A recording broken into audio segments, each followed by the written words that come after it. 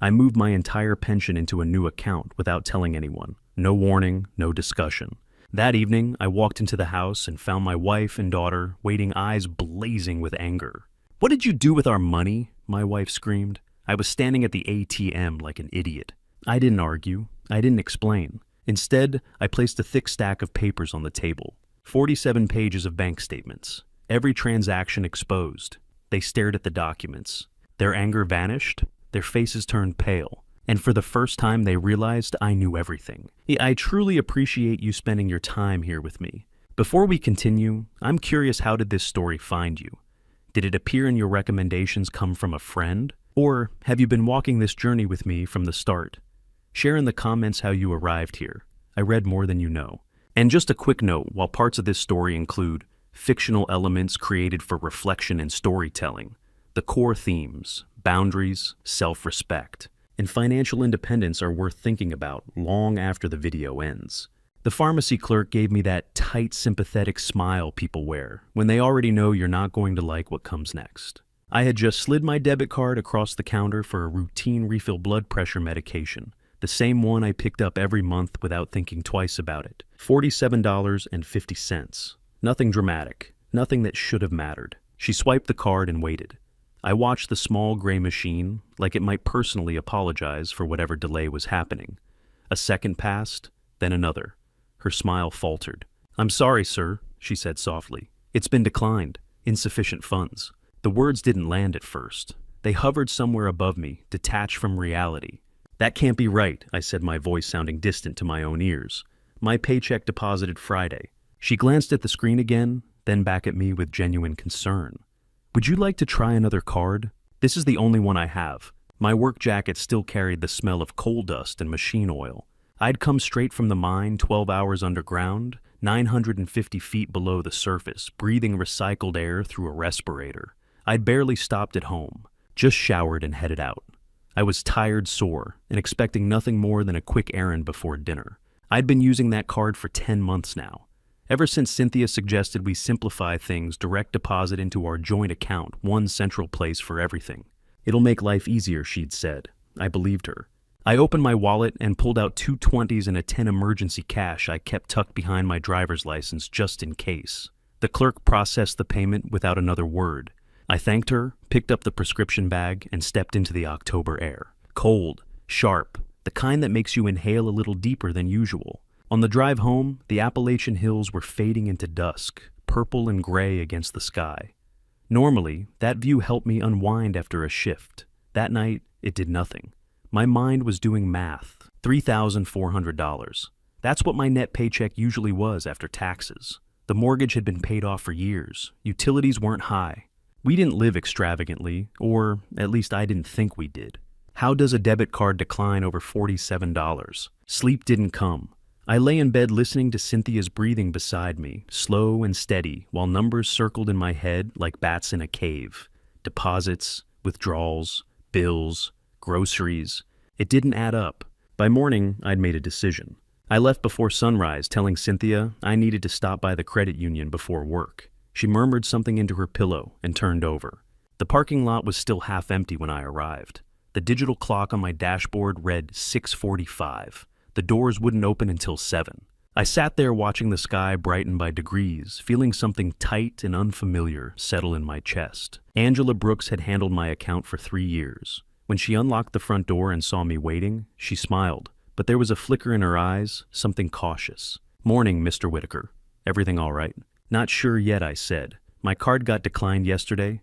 I need to see what's going on." Inside the office smelled like paper and coffee, clean, orderly. I felt out of place in my work boots, dust still clinging to the seams. I spent my days in tunnels carved through stone. Banking offices felt like another planet. Angela typed for a moment, eyes scanning the screen. Her expression changed. "Your current balance is $147.83. The number struck me like a roof fall. My ears rang. The room felt smaller. "That's not possible," I said, but the words lacked force. My paycheck was $3,400. I did the math automatically. $3,400 minus utilities, groceries, insurance. There should have been at least $3,000 sitting there. "Can I see the transaction history?" I asked. "Last 10 months. Angela didn't hesitate. She turned to the printer. It began to whir, spitting out page after page. The sound felt louder than it should have. She gathered the stack and handed it to me. 47 pages, she said quietly. 47. Back in my truck, I didn't start the engine. I just sat there while the lot filled with morning traffic. I opened the folder and spread the first sheet across the steering wheel. December. Soul Cycle membership, $340. Sephora online purchase, $287. Venmo transfer to Derek Palmer, $500. Cash advance, $247 in the morning, $400. My stomach dropped. By page 12, my hands were shaking. Breckenridge Lodge, $2,800. Ski rental, lift tickets. Another Venmo transfer to Derek Palmer, $1,500, time-stamped 3:14 a.m. Valley View Spa, $450. Repeated, month after month. I kept flipping pages. Dining charges, online orders, beauty subscriptions, transfers, gambling apps. More cash advances in the middle of the night. Coal dust from my fingers smudged the edges of the paper. The irony wasn't lost on me. Every dollar listed there had been earned 950 feet underground. Every line item represented a shift where my back ached and my ears rang and my lungs pulled in air that wasn't meant to be breathed long term. 10 months, roughly 20 paychecks, $80,000 give or take. The balance $147.83. Gone. A knock on the window startled me. Marcus Lewis stood there, helmet under his arm, face lined with concern. "Stew you, okay?" I rolled the window down. Not sure yet. Shift started in 40 minutes. I should have been walking toward the cage that would lower us into the earth. "You need anything?" Marcus asked. Time, I thought. I need time. Just a minute. He nodded. Men who work dangerous jobs understand silence. We know when something heavy is happening behind someone's eyes. I sat there for nearly 2 hours, read every page, reread them, looked for mistakes, a decimal in the wrong place, a duplicate charge, a system error. There wasn't one. The sun climbed higher, warming the cab, but I felt cold in a way that had nothing to do with temperature. This wasn't anger yet. Anger is loud. This was quieter, harder, something forming under pressure. Like coal. When I finally turned the key in the ignition, I understood something without needing to say it out loud. Whoever had done this had known exactly how much I made and exactly when it hit the account. They hadn't guessed. They'd planned. I pulled out of the parking lot, not as the same man who had arrived before sunrise, but as someone who had just seen the blueprint of a lie. And once you see the numbers, you can't unsee them. Wednesday morning, I was back in the credit union parking lot before the sun had fully risen. The sky was a pale gray blue, the kind of color that comes just before daylight decides to commit. My truck idled for a moment before I cut the engine. I watched Angela Brooks unlock the front door from inside. When she glanced up and saw my Silverado parked out front, she paused, then held the door open for me. "Mr. Whitaker," she said gently. "You're here early. Need to take care of something before my shift," I replied. The building still carried the coolness of the night. The overhead lights flickered on one row at a time. Angela walked behind her desk, clicked on her lamp, and motioned for me to sit. I didn't. I stayed standing, thermos in one hand, the other resting on the back of the chair, like I needed something solid to anchor myself. "I need to open a new account," I said. "Individual, just my name on it." Her fingers hovered above the keyboard for half a heartbeat. It was subtle, but I saw it, the recognition. She'd been in banking long enough to understand what that request meant. It wasn't about convenience. It was about separation. "Checking or savings, Mr. Whitaker?" "Checking," I said, "and I need my direct deposit rerouted, starting this pay period." "That can be arranged," she said, her voice steady. "It'll take about 20 minutes. I finally sat down while she printed the paperwork. The printer hummed, spitting out form after form. I signed where she pointed. Harlan Whitaker, Harlan Whitaker, Harlan Whitaker. Each signature felt heavier than the last, like I was carving my name into something solid again after watching it dissolve. When we were finished, she slid a temporary debit card across the desk toward me. "Your permanent card will arrive in 7 to 10 business days. The payroll reroute will take effect next pay period." "Friday," I said.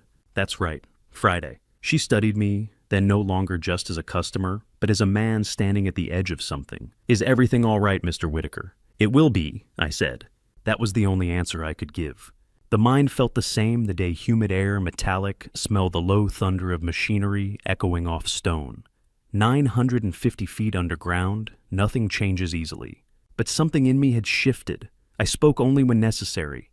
I moved with precision. I drilled roof bolts and cut coal like I always had, but my mind wasn't on the work. Tommy leaned over during a break. "You feeling all right, Stu?" "You're quiet." "Just focused," I said. It wasn't focus, it was timing. 3 days until Friday. 3 days until my paycheck hit the new account. 3 days until the joint account showed exactly what was left: nothing. Every chunk of coal I sent down the conveyor belt felt like a countdown. I could feel the fuse burning slow and controlled. Thursday at lunch, Marcus found me sitting alone on the surface sandwich in hand, staring at nothing. Diesel fumes hung faintly in the cool November air. Leaves skittered across the gravel in small gusts of wind. He sat beside me without asking. "Something's eating at you." I took a bite, chewed, swallowed. "Working through something," I said. "Money trouble." The words landed closer than he realized. Marcus and I had started together 30 years ago. We'd watched each other age under fluorescent lights and rock ceilings.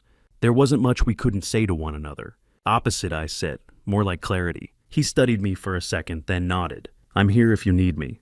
"I know." Friday morning came with frost on the windshield and something solid in my chest. Not anger, not yet. Something steadier. During my first break, I stepped aside and pulled out my phone. My fingers were rough against the glass. I opened the banking app. The notification was there. Direct deposit received. $3,400. Oakdale Credit Union.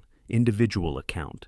Clean, simple, mine. I opened the joint account app next. The loading circle spun, once then settled. Balance $0.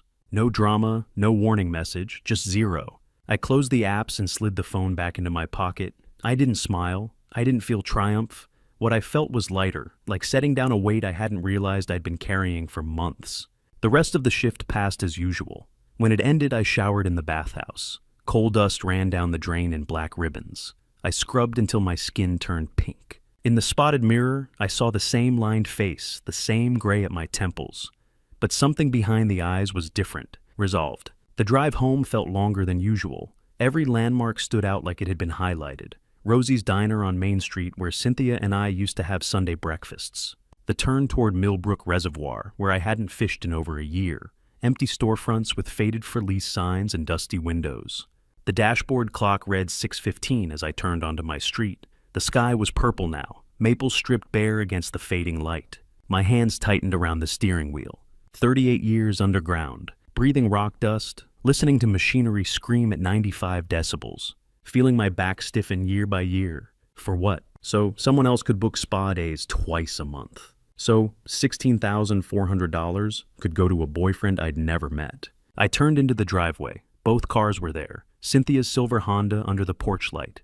Avery's Mazda angled carelessly beside it. The house itself looked still. No television glow through the curtains. No music.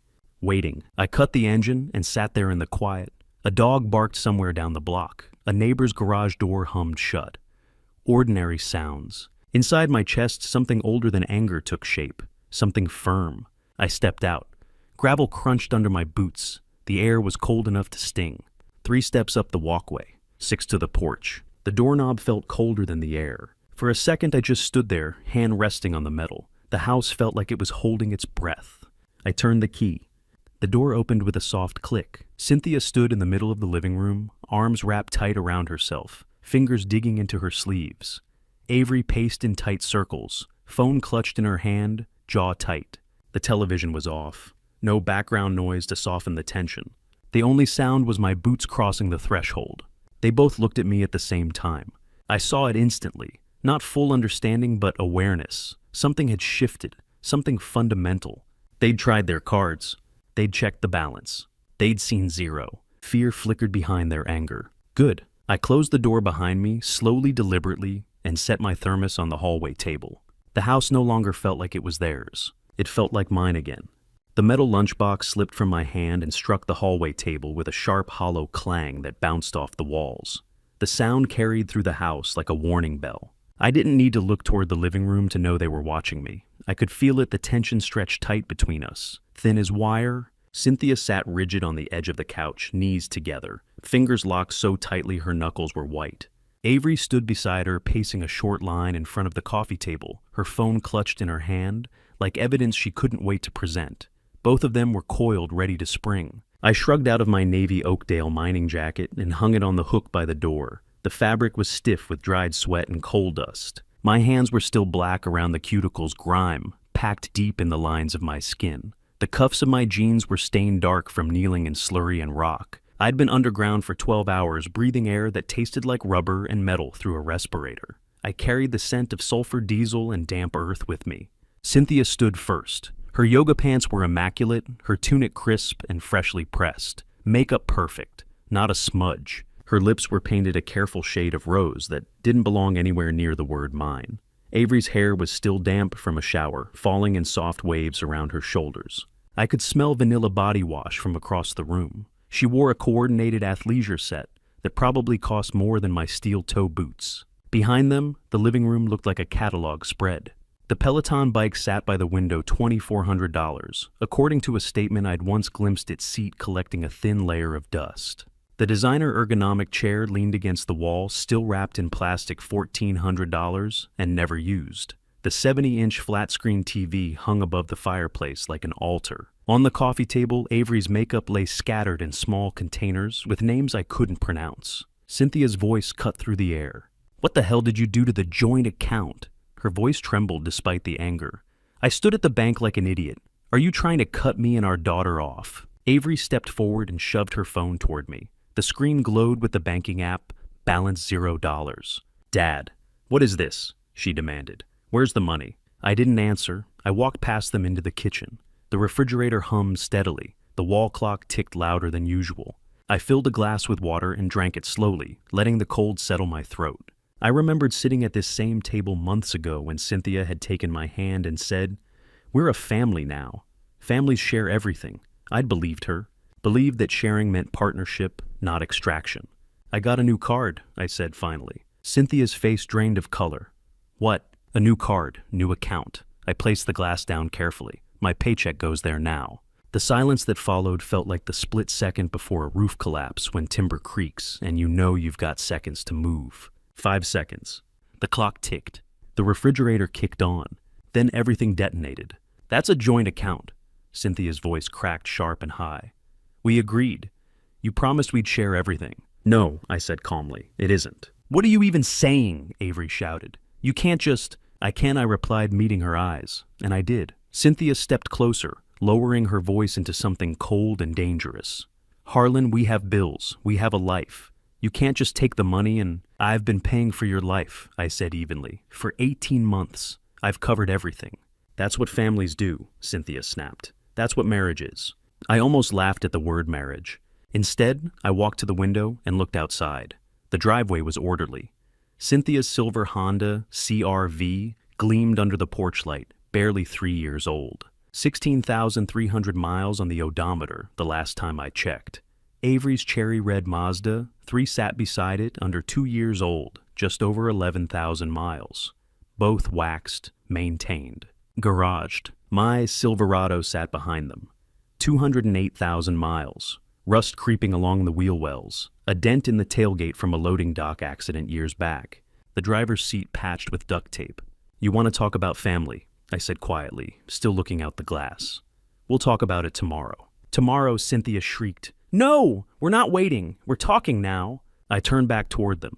"I start at 5 in the morning. I've been underground for 12 hours. I'm going to bed. Harlan, I'm being clear." I looked at both of them. "Tomorrow, when I can show you the numbers." Avery's mouth opened, then closed. Cynthia's eyes scanned my face, searching for hesitation, for guilt, for weakness. She wouldn't find any. I walked toward the stairs. My boots struck the hardwood with slow, deliberate weight. My shoulder throbbed where I'd braced a hydraulic jack all afternoon. My knees complained climbing each step.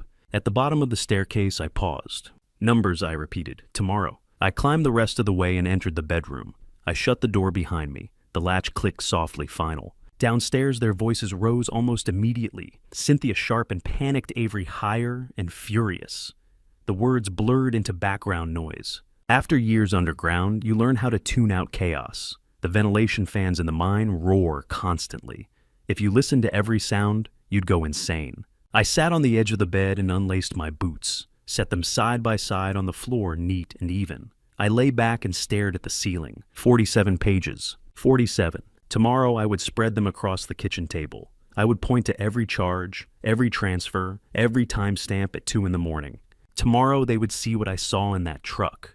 Tomorrow the numbers would speak. Tomorrow they would understand that this wasn't about cruelty.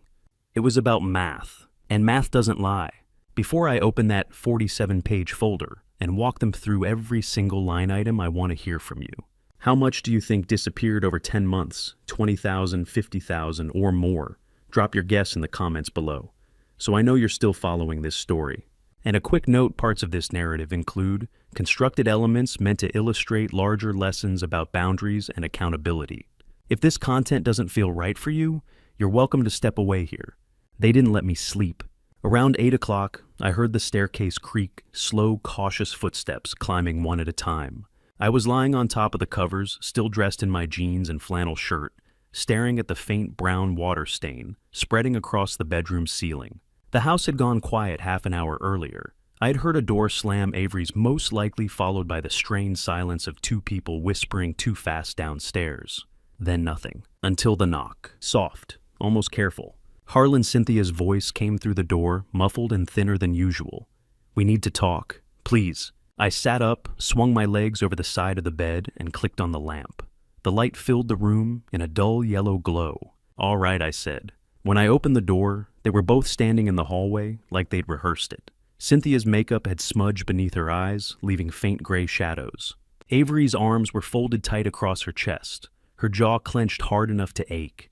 "You can't just—" Cynthia began, her voice wavering. "We need to discuss this like adults." "Okay," I replied evenly. "Kitchen." We moved downstairs without another word. The kitchen felt colder than the rest of the house. We took our seats the way adversaries do, Cynthia and Avery on one side of the table, me on the other. The fluorescent light above us buzzed faintly, casting everything in a flat, unforgiving glare. Cynthia went first. "If you have a problem with how I manage the money, you should say something." She said, her tone defensive but strained. Instead of this ambush. "I did say something," I answered, more than once. "You told me not to worry about it." "Because I was handling it," she shot back. "Do you think running a household is free?" "No," I said calmly, "but I think it costs less than what's missing." I pushed my chair back. "I'll be right back." Outside, the October air had turned sharp and still. My breath came out in small clouds as I crossed the driveway toward the Silverado. The truck's metal felt cold under my hand. I opened the passenger door and reached under the seat, pulling out the manila folder I'd left there. 47 pages. Standard printer paper folded once across the middle. Evidence. When I stepped back into the kitchen, they were whispering urgently. They stopped the second they saw the folder in my hand. I placed it on the table with a deliberate thump. 10 months of statements, I said. December through September. Want to go through them together. Cynthia stared at the folder like it might snap at her. "I don't need to review my own transactions," she muttered. "Then let me highlight a few." I opened the folder and slid the first page across to her. December 18th, SoulCycle Oakdale, membership fee, $340. Another page. December 19th, Sephora Online, $287. Another. December 22nd, Venmo transfer, Derek Palmer, $500. Avery's face lost color. I continued pulling pages and laying them out across the table like cards in a game nobody wanted to play. January 15th, Breckenridge Mountain Lodge, $2,800. Ski rentals, $650.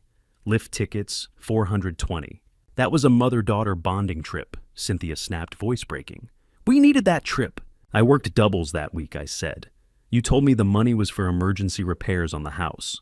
I didn't pause. February 3rd, Valley View Spa, $450. February 17th, $450. March 3rd, $450. I tapped the stack lightly. "That's $1,350 for 3 spa visits, Cynthia. My $47 blood pressure prescription got declined." Avery tried to redirect the conversation. "Dad, you're cherry-picking. You're not showing groceries or normal expenses." I pulled another page forward. Whole Foods, average $420 per week. That's $1,680 a month for 3 people. I looked at her directly. "Before you moved in, Cynthia and I spent $400 a month total." I pushed forward a stack of pages marked with yellow highlighter. "These," I said, "are the transfers to Derek Palmer, 18 of them, over 6 months." I read the amounts aloud. $500, $800, $1,200, $600, $1,500. I set the stack down. Total $16,400. Who is Derek Palmer? Avery? Her jaw tightened further. That's my business. It became my business when you used my money. Cynthia turned toward her sharply.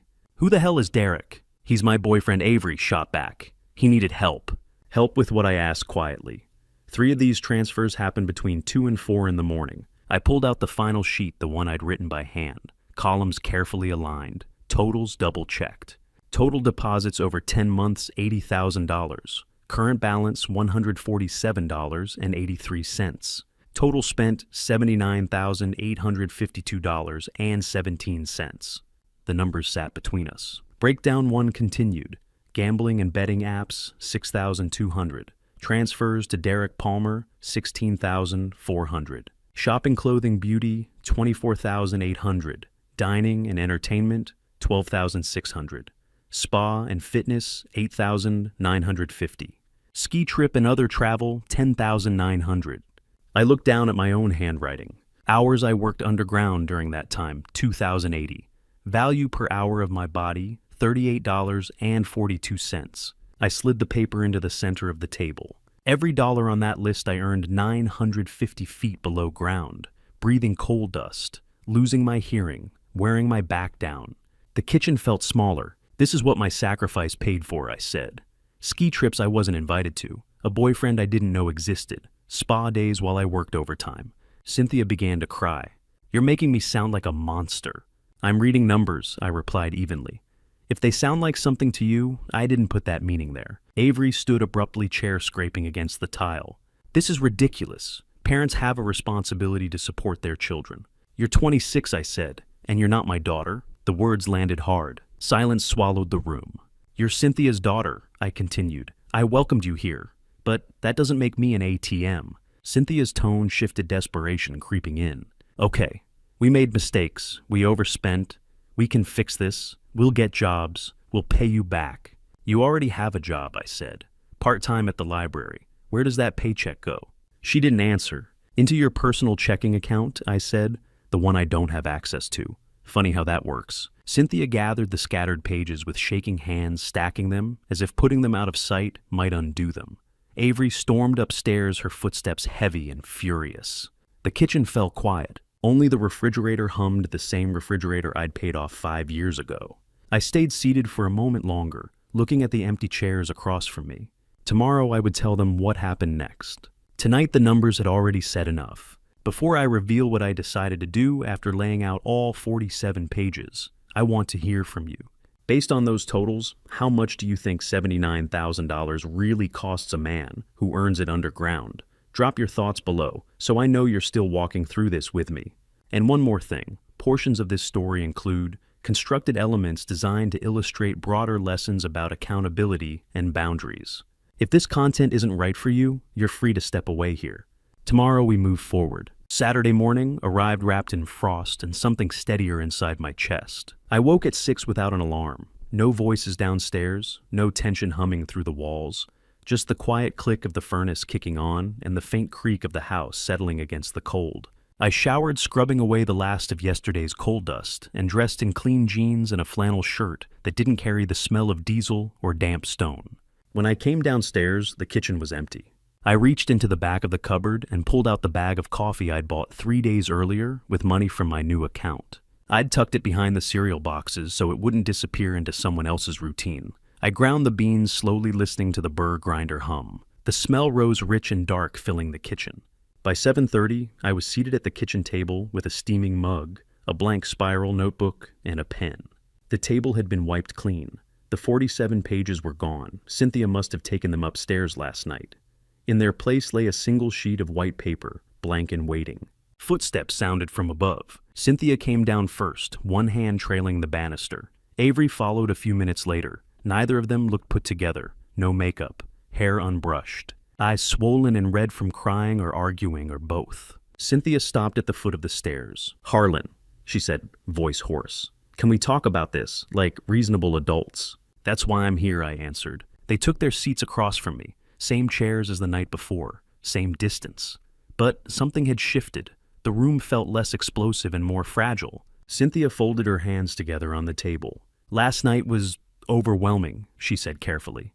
"But we're a family. We can work through this." We can, I replied, under new terms. Her face tightened at that word. Terms. Yes, I said, because what we had before didn't work. I picked up the pen and began writing as I spoke. First, I said, keeping my voice steady, the situation is worse than the $80,000. Cynthia's eyes flickered. What do you mean? Credit card debt, I said. How much? She hesitated. I'm not asking as your husband, I clarified. I'm asking as someone whose name might be attached to those accounts. Her voice dropped to a whisper. About 22,000. I didn't flinch. I didn't raise my voice. I simply wrote it down. Joint account drained $80,000. Credit card debt, $22,000. Total financial damage, $102,000. The number sat there in blue ink, undeniable. Avery's voice sharpened. We didn't mean for it to get that bad. Intention doesn't change the outcome, I said. I turned the notebook so they could see the figures. Then I continued writing. Here are your options, I said. Cynthia's breathing grew shallow. Option 1, you stay here. But if you stay, you pay $1,100 a month in rent. That covers utilities. You buy your own groceries. You don't access my accounts. You handle your own debts. And you have 21 days to decide. I paused long enough for the weight of it to settle. Option 2, you leave. You find your own place. You manage your own finances. You receive no further support from me. I tapped the notebook lightly. Today is day 1. The clock starts now. Avery shot upright in her chair. Rent, she burst out. You want us to pay rent in your own house. My house, I corrected calmly. Paid off 8 years before I met your mother. But we live here, she said. This is our home. No, I replied evenly. You're guests. Guests who overstayed. Cynthia shifted tactics. Harlan, you can't charge rent to your own wife. That's not how marriage works. You're right, I said. In a healthy marriage, one person doesn't drain $80,000 from the other without discussion. She flinched at that. $1,100, I continued, is below market rate. A 2-bedroom apartment in Oakdale rents for $1,400, plus utilities, plus security deposit. I looked at both of them. I'm offering below market rent in a house that's paid off. That's not cruelty.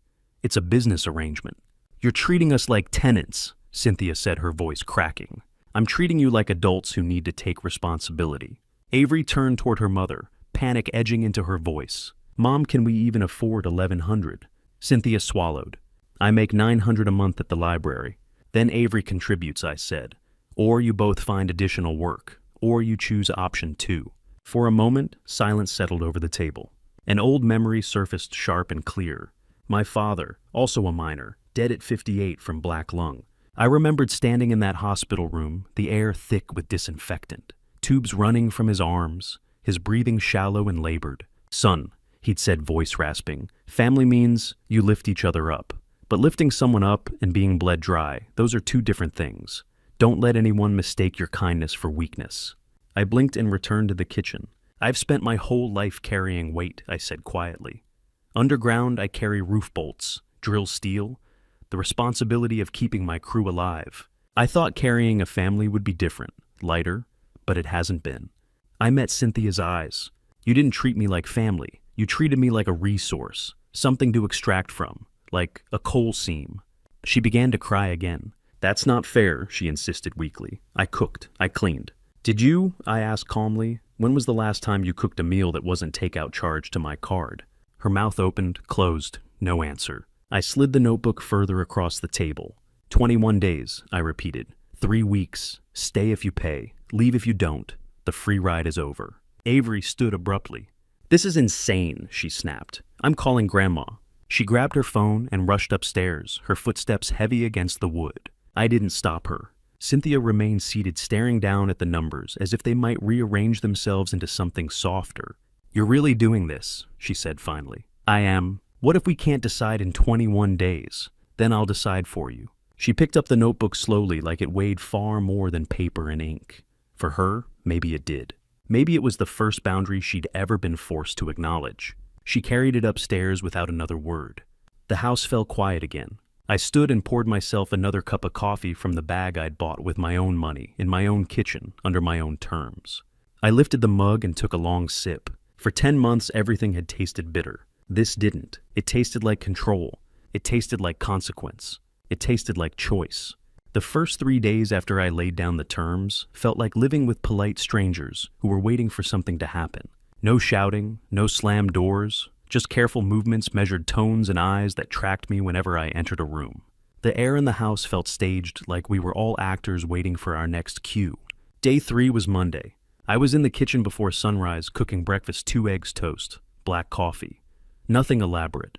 My hands moved automatically, muscle memory, from 38 years of eating before dawn shifts. Crack the eggs against the rim. Let them fall clean into the skillet.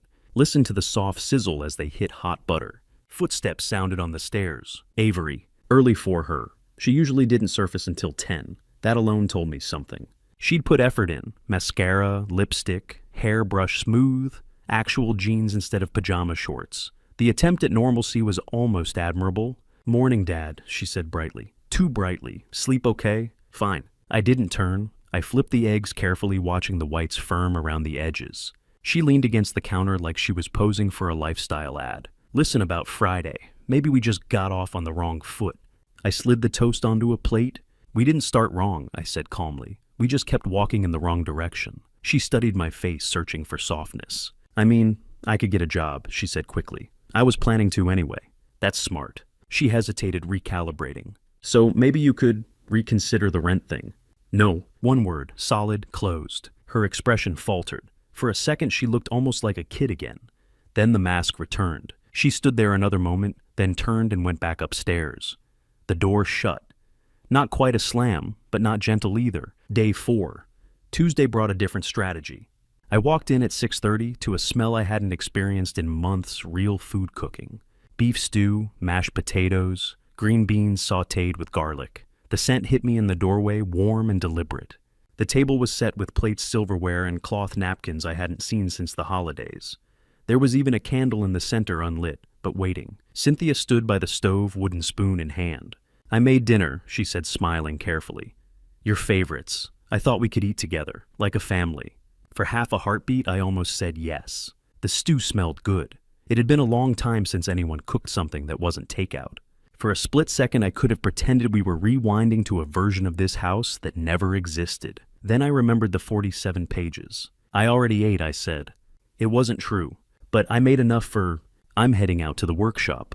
I walked past the table, past the careful attempt at reconciliation, and out the back door. In the workshop, I made a peanut butter and jelly sandwich and turned on the radio. Classic rock. Leonard Skynerd's Simple Man drifted through the space. I sat on a stool, chewing slowly. The sandwich tasted better than the stew would have. Day 5. Wednesday, she tried logic. I was at the kitchen table reading the classified section of the local paper. Not because I needed to move, but because I was curious what $800 got you in Oakdale. Not much. Cynthia entered, dressed for an interview, blouse, slacks, low heels. "Harlan," she began carefully. "I applied for full-time jobs. I have an interview with the school district." I nodded once. "Good. That means we're trying," she said. "We're making an effort. I'm glad you're taking responsibility." She sat across from me, hands folded like she was presenting a proposal. "So maybe we could adjust the timeline. 21 days isn't enough. It's 3 weeks," I said. "Plenty of time to decide whether to pay or leave." "But if..." "Cynthia." I looked up and held her gaze. "The terms aren't negotiable." She stared at me for a long moment, then stood and walked away without another word. Day 6. Thursday, the perspective shifted underground. 950 feet down, the crew room smelled like diesel sweat and stale coffee. The ventilation fans hummed overhead. Someone's drill was grinding in the distance. Marcus sat beside me on the metal bench. Bologna sandwiches, thermoses that had gone lukewarm. "Heard your house has been lively," he said casually. "Small town," I replied. "News travels. You holding up. Better than I have in months." He nodded slowly. "My ex tried something similar," he said after a minute. "Not 80 grand, maybe 10 or 12. Same pattern though. Spend it, deny it, make me feel guilty for noticing." "How'd you handle it?" I stopped apologizing for respecting myself. That landed deeper than he knew.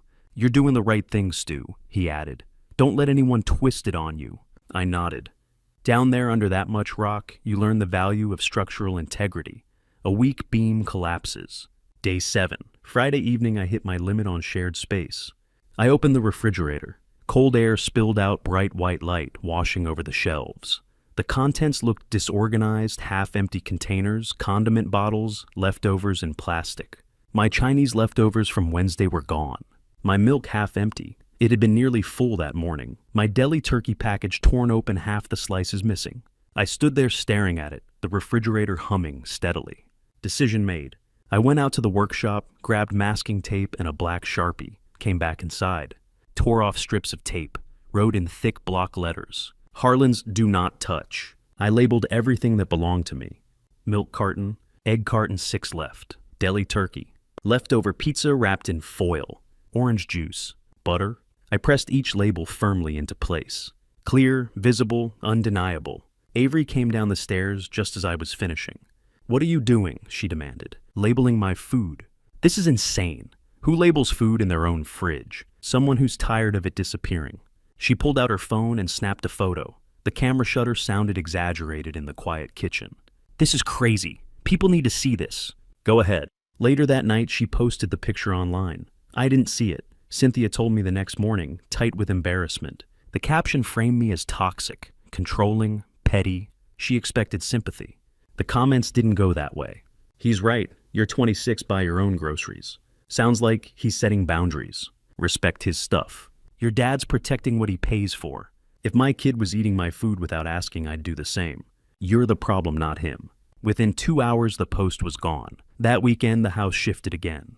Whispered conversations cut off when I entered rooms. Doors closed softly but deliberately. Cynthia made 3 phone calls behind closed doors. I heard her voice through the bedroom wall, low, urgent. "Mom, please." He won't listen. I didn't ask questions. I didn't argue. I let the clock keep ticking. By Sunday night, I could feel it. The strategy was changing. The negotiation attempts had failed. The charm offensive had collapsed. Public shaming had backfired. Monday morning would bring reinforcements. Someone older. Someone who believed she could step in and fix this by force of personality or guilt. I didn't know exactly what she would say, but I knew one thing. The diplomacy phase was over. Day 8 delivered a Lincoln Continental to my driveway and a different kind of confrontation to my front door. I pulled in at 5:45 p.m., shoulders aching from a 12-hour shift, coal dust still clinging to my collar and cuffs. The Silverado's engine rumbled down into silence, and that's when I saw it. Silver, polished, immaculate. A 2015 Lincoln Continental sitting in my driveway like it owned the place. I didn't need to check the plates to know who it belonged to. Dorothy Hayes, Cynthia's mother. I'd met her twice.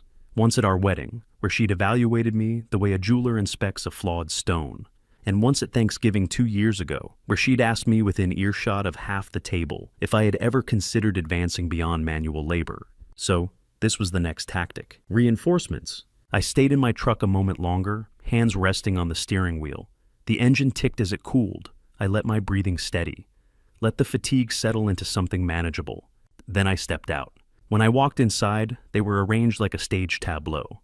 Dorothy in my reading chair, the one by the window, the one I'd owned for 15 years. Cynthia on the couch. Avery perched on the armrest, chin lifted just slightly. They'd rehearsed this. Dorothy stood as I entered, formal, controlled. "Harlan," she said, "we need to have a conversation." I set my lunchbox on the hallway table. "Dorothy, didn't expect you." "I came as soon as I heard what was happening," she replied smoothly. "My daughter called me in tears. I had to come." I didn't move further into the room. I stayed near the doorway. Open exit behind me, no triangulation. "Cynthia tells me you've made some unilateral decisions regarding finances." "I made decisions about my finances," I said. Her lips thinned. "She's your wife, Harlan. In a marriage, money is shared. Shared means both people have a voice. That's not what happened." Dorothy adjusted her glasses and looked me over slowly. Coal dust. Dirt beneath my nails. Work boots leaving faint prints on hardwood she'd probably mentally labeled as inferior flooring. "Cynthia's father," she said carefully, "was a true provider. He never questioned what his wife required. He never made her feel small for spending." A pause. "Of course," she added, "he was an executive, regional manager, not manual labor." There it was, the hierarchy. Coal miner equals lesser man. Blue collar equals insufficient. My jaw tightened, but I didn't rise to it. Dorothy continued, voice soft and surgical. "Perhaps you don't fully understand how families at a certain level operate. Women have social expectations, appearances to maintain, obligations. I worked 38 years underground so my wife could go to the spa. I asked, 'Don't be dramatic,' she replied lightly. 'Cynthia deserves modest luxuries. $80,000 isn't modest.' She waved her hand dismissively.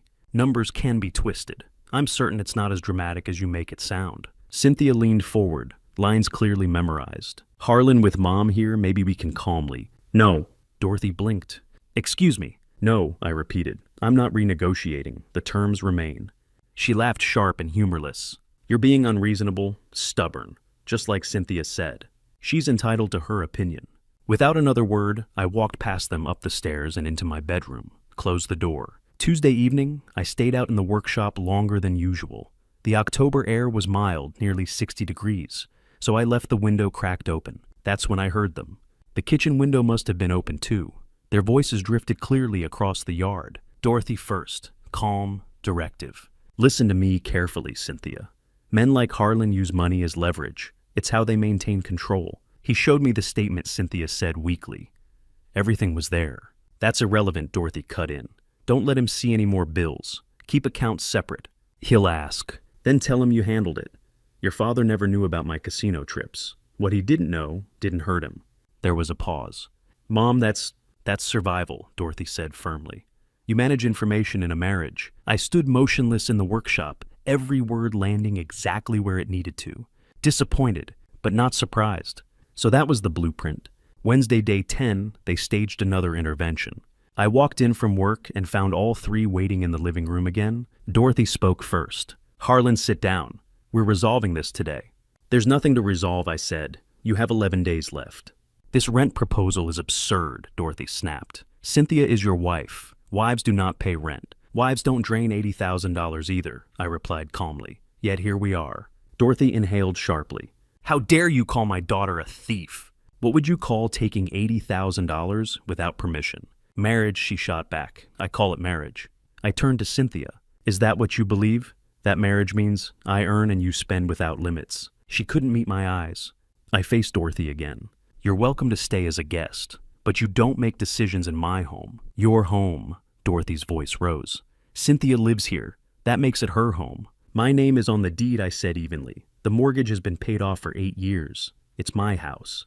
Dorothy leaned towards Cynthia, stage whispering loudly enough for me to hear. See, I told you. He's a controller. They always resort to ownership. I didn't respond. I walked back out to the workshop and spent the evening installing a deadbolt on the inside of my bedroom door. If boundaries were going to be challenged, they needed reinforcement. That night I lay in bed listening to the house settle. Dorothy's words echoed differently now. Your father never knew about my casino trips. Cynthia's father, dead 5 years ago. Heart attack at 62. Very stressed toward the end, Cynthia had once said. The same age I was now. I stared at the ceiling and wondered. Had he known? Had he suspected? Had he sat awake at night, running numbers in his head the way I had? Or had he lived in the dark, never seeing the statements, never confronting the truth? Stress doesn't just come from what you know. Sometimes it comes from what you sense but can't prove. I turned onto my side and looked at the newly installed deadbolt. For months I'd been living inside a fog of numbers that didn't add up. Now I had clarity. Clarity might not fix everything, but it might keep me alive. I wouldn't spend the rest of my years guessing. I knew the figures. I knew the pattern. And I wasn't going back underground literally or figuratively blind again.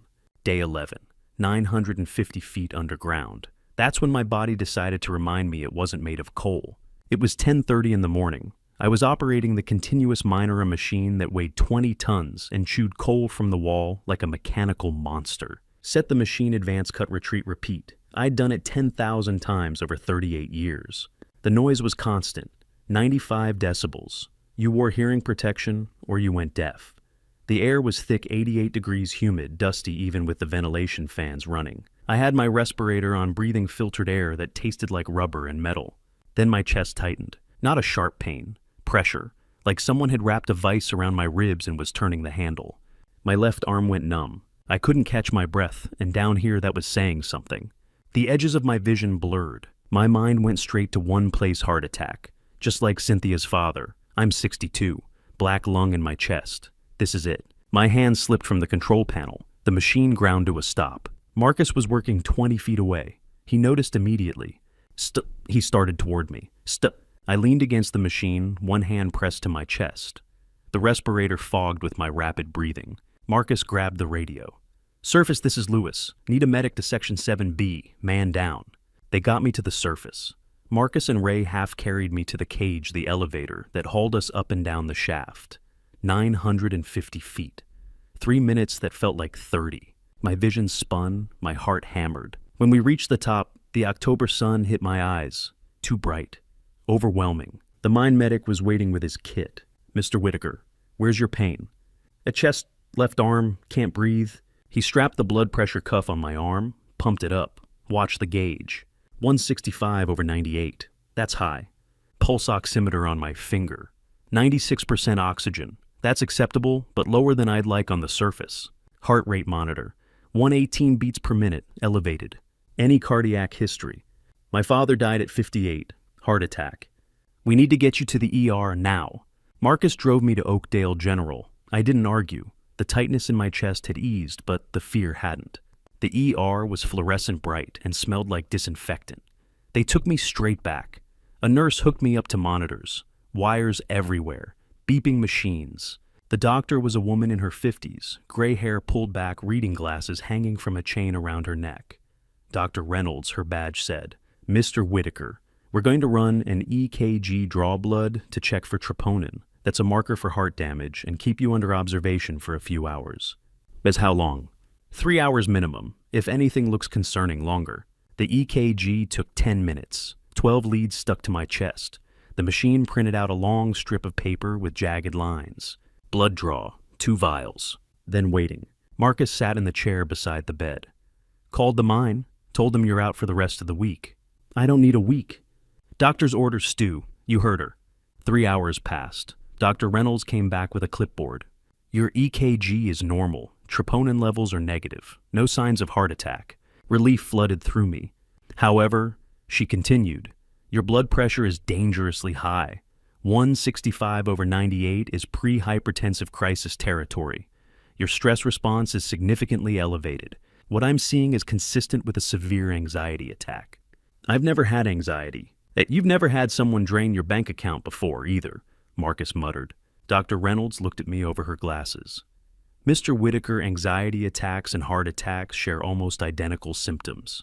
Chest pain, arm, numbness, shortness of breath. Your body was screaming at you, and at 62 with your work history and family cardiac history, we take this very seriously." She wrote on her prescription pad, "I'm prescribing blood pressure medication. Take it daily.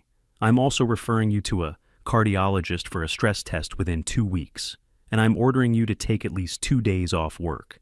Your body needs rest. What if it happens again? If it happens again, you call 911 immediately. Don't wait. Don't drive yourself. Call." She paused at the door.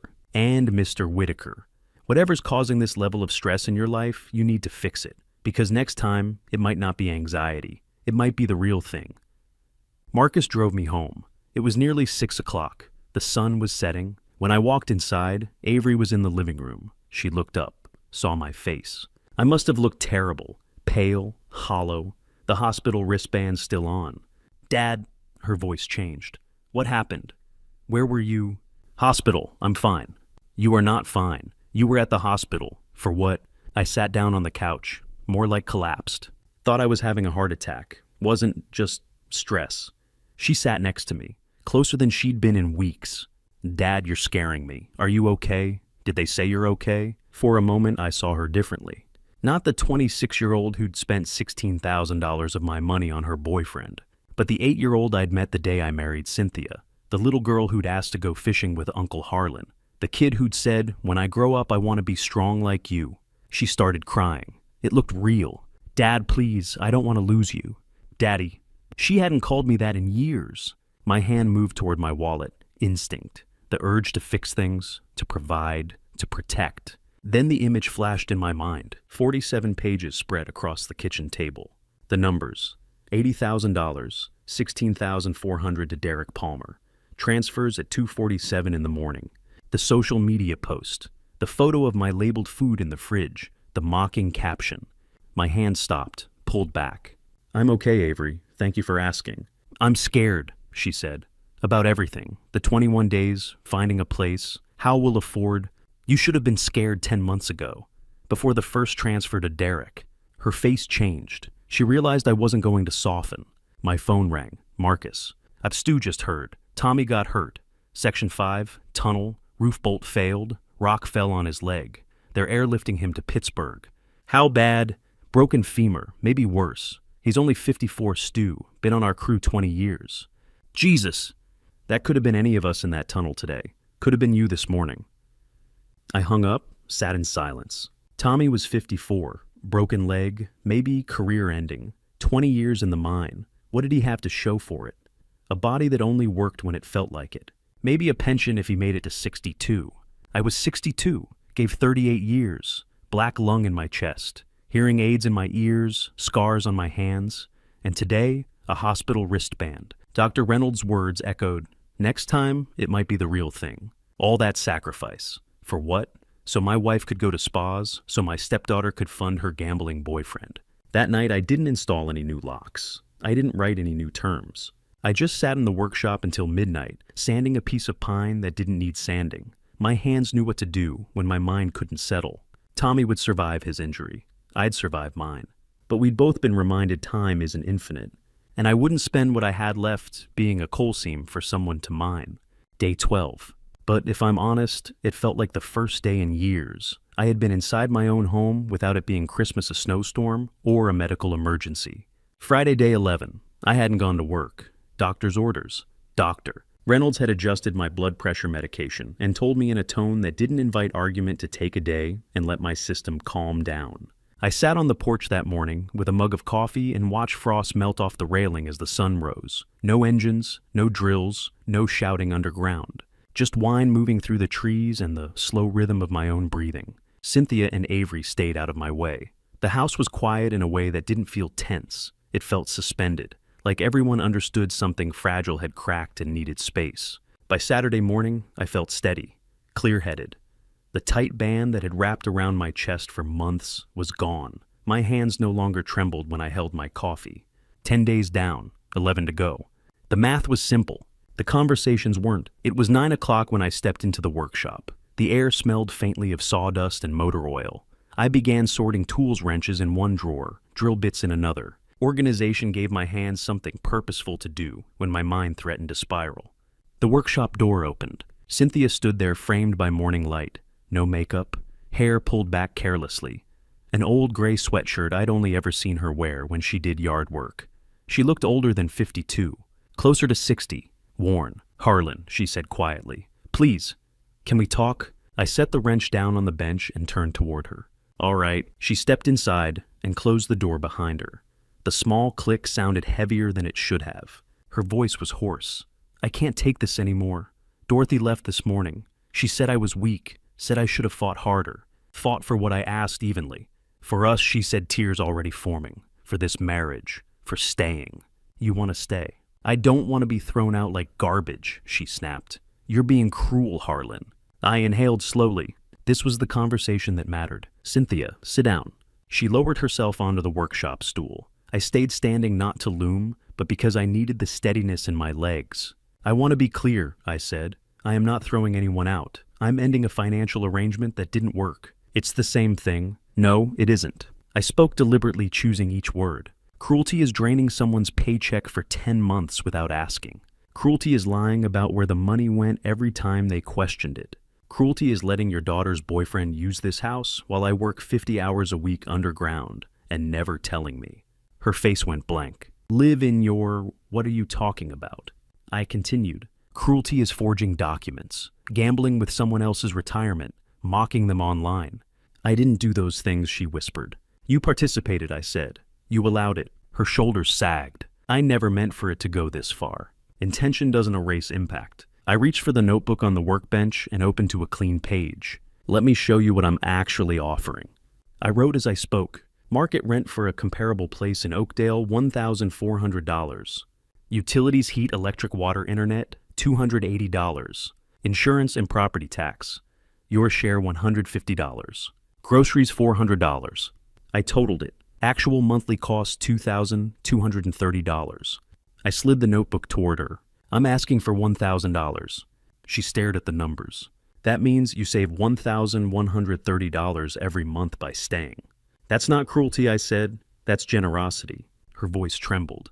"We don't have $1,100. Then that's your problem to solve, I said calmly. Full-time work, shared responsibility, or option 2. You're punishing us for being family. I met her eyes. Family doesn't take $80,000 without consent. Family doesn't hide 6 months of someone living in the house. Family doesn't manipulate. And I softened my tone but not my position. Thursday I thought I was having a heart attack, underground, 950 feet down. Her eyes widened. You went to the hospital. They took me to the ER. 3 hours of tests. It was an anxiety attack. Severe. The doctor said at 62 with my history, the next episode might not be anxiety. I let that sit.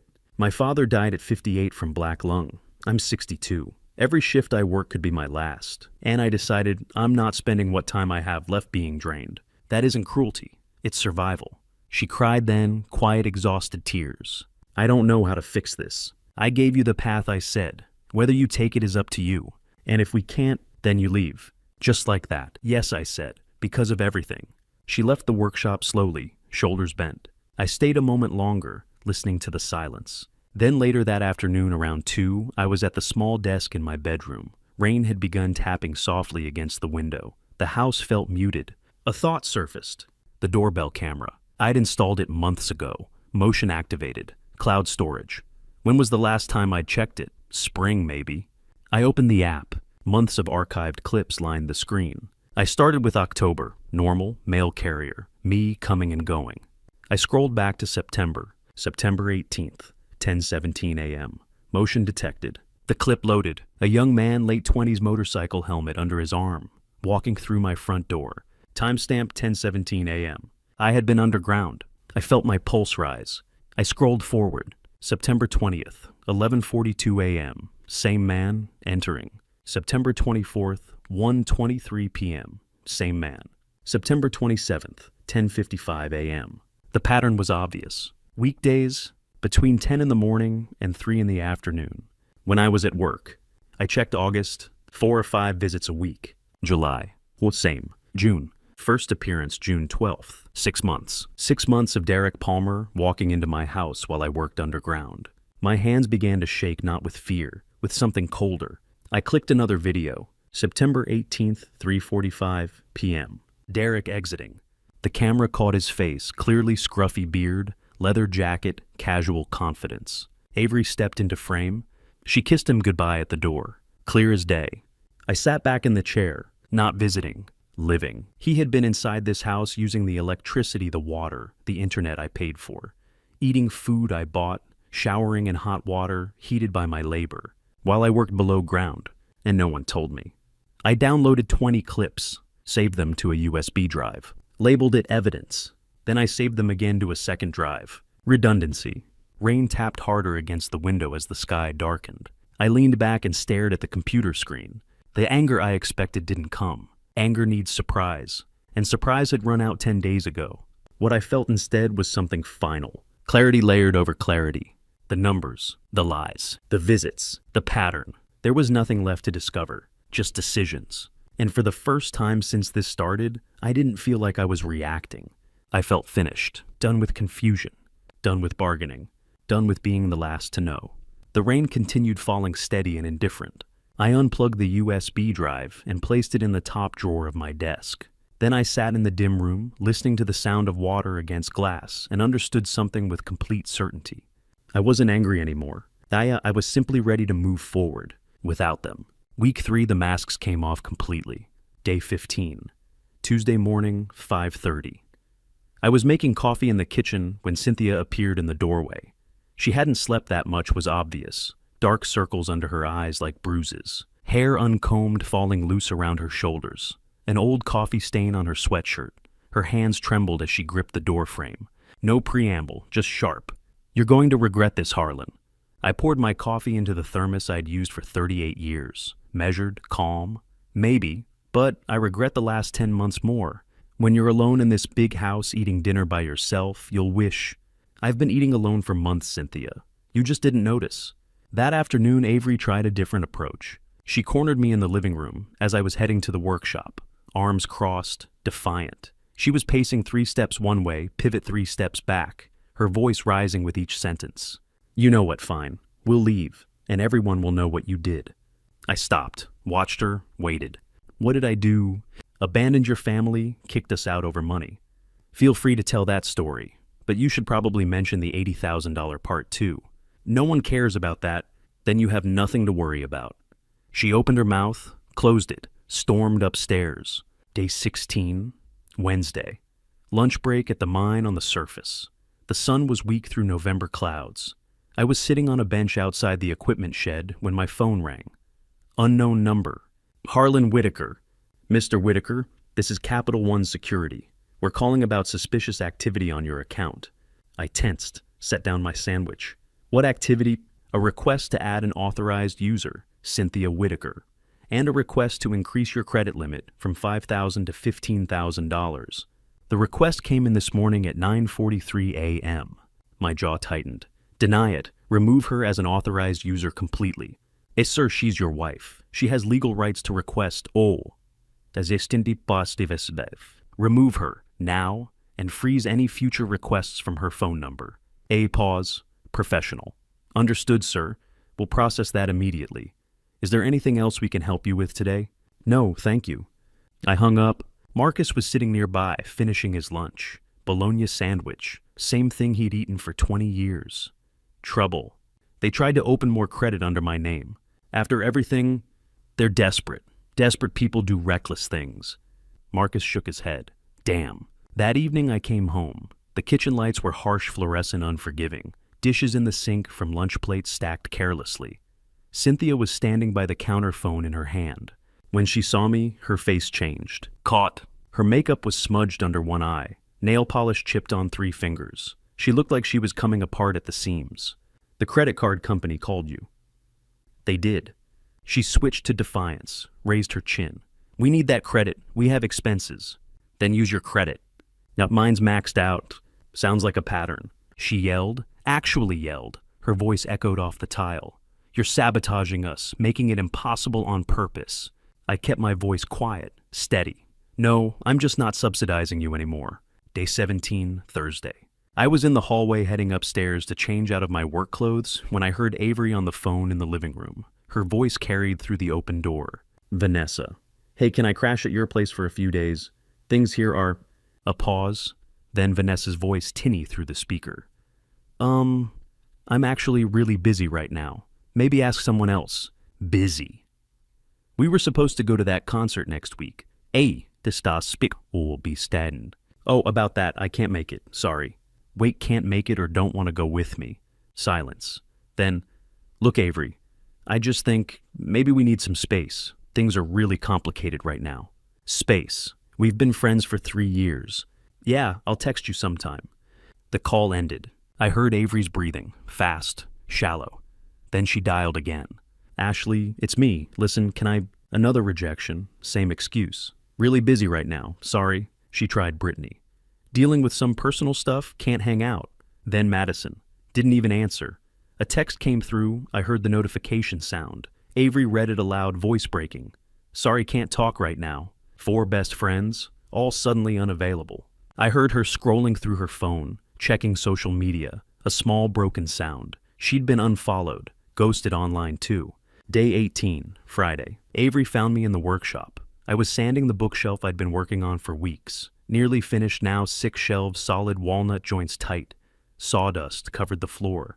The air smelled like pine resin and mineral spirits. She stood in the doorway, mascara running down both cheeks, hair in a messy bun. She hadn't showered. Are you happy? Her voice was sharp, bitter. You turned everyone against me. I didn't stop sanding. The rhythm helped me think. I haven't talked to your friends. Then why is everyone avoiding me? Maybe they were never your friends. Maybe they just liked what you could afford to pay for. That's not true. I finally looked up, set down the sandpaper. When was the last time you did something that didn't cost money, coffee at their place, a walk in the park? Or was it always fancy brunch shopping trips, spa days? Or $60 Her face fell. The anger drained out of her like water from a broken cup. The money ran out Avery, and apparently so did they. She started crying. Real tears, not manipulation, recognition. I thought Vanessa was my best friend. Best friends don't disappear when your credit card maxes out. I don't have anyone. You have your mother, and you have yourself. That'll have to be enough. That afternoon I heard sounds upstairs, footsteps, dragging, the scrape of cardboard on hardwood, the metallic screech of packing tape being pulled from a dispenser. I went up to check. Avery's bedroom door was open. Empty cardboard boxes stacked against the wall, 6 or 7 of them, different sizes. Labels in her handwriting on some clothes, shoes, makeup. She was folding clothes, packing them carefully into a duffel bag. Cynthia was in the background wrapping picture frames and newspaper. Packing. Avery didn't look at me, kept folding. We don't have the money to stay, you know that. I know. You won. This wasn't about winning. Then what was it about? Survival. That night I heard more boxes being moved, drawers opening and closing, the sound of tape, Cynthia's voice muffled giving instructions, Avery's footsteps back and forth across the ceiling. I checked Facebook Marketplace on my phone out of curiosity. There it was, the Peloton bike, posted an hour ago.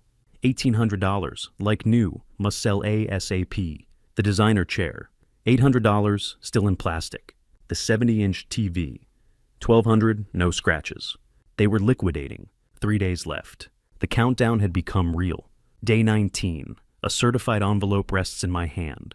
What's inside will leave me with only 2 real choices: protect myself or protect the illusion of family. Before I open it and tell you exactly what Cynthia did, I want your opinion. Comment 1 if you believe I should go straight to the police. Comment 2 if you think I should confront her face to face first. Comment 3 if you believe I should stay quiet for the sake of family. Drop your number below so I know you're still walking through this with me. And a quick reminder, parts of this story include constructed elements for illustration and reflection. If this content doesn't feel right for you, you're free to step away at any time. Day 19 arrived with the harsh rip of packing tape and the hollow echo of a house preparing to forget who had lived inside it. It was Saturday morning, 10 o'clock sharp, when I pulled back into the driveway with a box of heavy-duty contractor trash bags in the passenger seat. I had driven into town early, bought the thick black kind that don't split under weight. If this was going to end, I wanted it to end without another mess left behind for me to clean. From the outside, nothing looked different. The siding was the same faded beige. The porch light still flickered faintly in daylight, the way it always had. But the second I stepped through the front door, I knew the house had changed. Boxes, brown cardboard everywhere, stacked in the hallway, lined up along the living room wall, clustered near the staircase like silent witnesses. Some were sealed tight with glossy strips of tape. Others were open, half-filled with folded sweaters, paperback novels, framed photographs wrapped in old newspaper. The air smelled like dust and adhesive and something else departure. The Peloton was gone. $1,700, Cynthia had said when I asked about it the night before. A stranger with a pickup truck had come while I was at the mine and hauled it away. The spot where it had sat for months collecting dust and reminding me of what my labor funded was, now a pale rectangle on the carpet. Sunlight had reached it for the first time in a year. The designer chair was missing too. The 70-inch television still hung above the fireplace, but a note was taped to the screen in thick black marker, sold, pickup Sunday, 3 p.m. It struck me that everything that had once felt permanent now looked temporary, disposable, like props from a play that had run its final show. Upstairs I could hear them talking, Cynthia's voice low and strained, Avery's sharper and patient. They were deciding what to keep, what to sell, what to leave behind. The conversation sounded practical, almost businesslike. I set the trash bags on the kitchen counter and walked slowly through the living room. Without the exercise bike and chair, the room echoed differently, fewer objects to soften sound. The house felt larger and emptier at the same time. At 12:30, I made myself a turkey sandwich, bread, mustard, a few slices of deli meat, ordinary food for an extraordinary day. I stood at the counter and ate in silence. The doorbell rang. Mail carrier, certified letter, signature required. I stepped onto the porch and signed for it, then looked down at the return address. Oakdale Mortgage Services. My stomach tightened. I hadn't had a mortgage in 8 years. I closed the door and stood in the hallway, the envelope heavy in my hand. Upstairs, Cynthia laughed at something Avery said. The sound felt misplaced, too light for what I suspected. I opened the envelope carefully. Cash out refinance application. My name printed clearly at the top. Property address correct. Loan amount requested $65,000. I scanned down to the signature line. Harlan Whitaker. But it wasn't mine. The handwriting was similar. close enough that a distracted clerk might miss it, but the capital S curved too wide. The double L in Whitaker leaned the wrong direction. Someone had practiced. Someone had tried to copy me. The application date read October 3rd, right in the middle of the 21-day countdown. They had tried to refinance my house. The house I had spent 3 decades paying off. The house I had finally owned free and clear. They had attempted to extract $65,000 in equity without my knowledge. If the mortgage company hadn't flagged the signature for verification, if they had approved it automatically, I would have woken up one morning owing $65,000 on a home that was supposed to be debt-free. I expected rage. I expected my hands to tremble.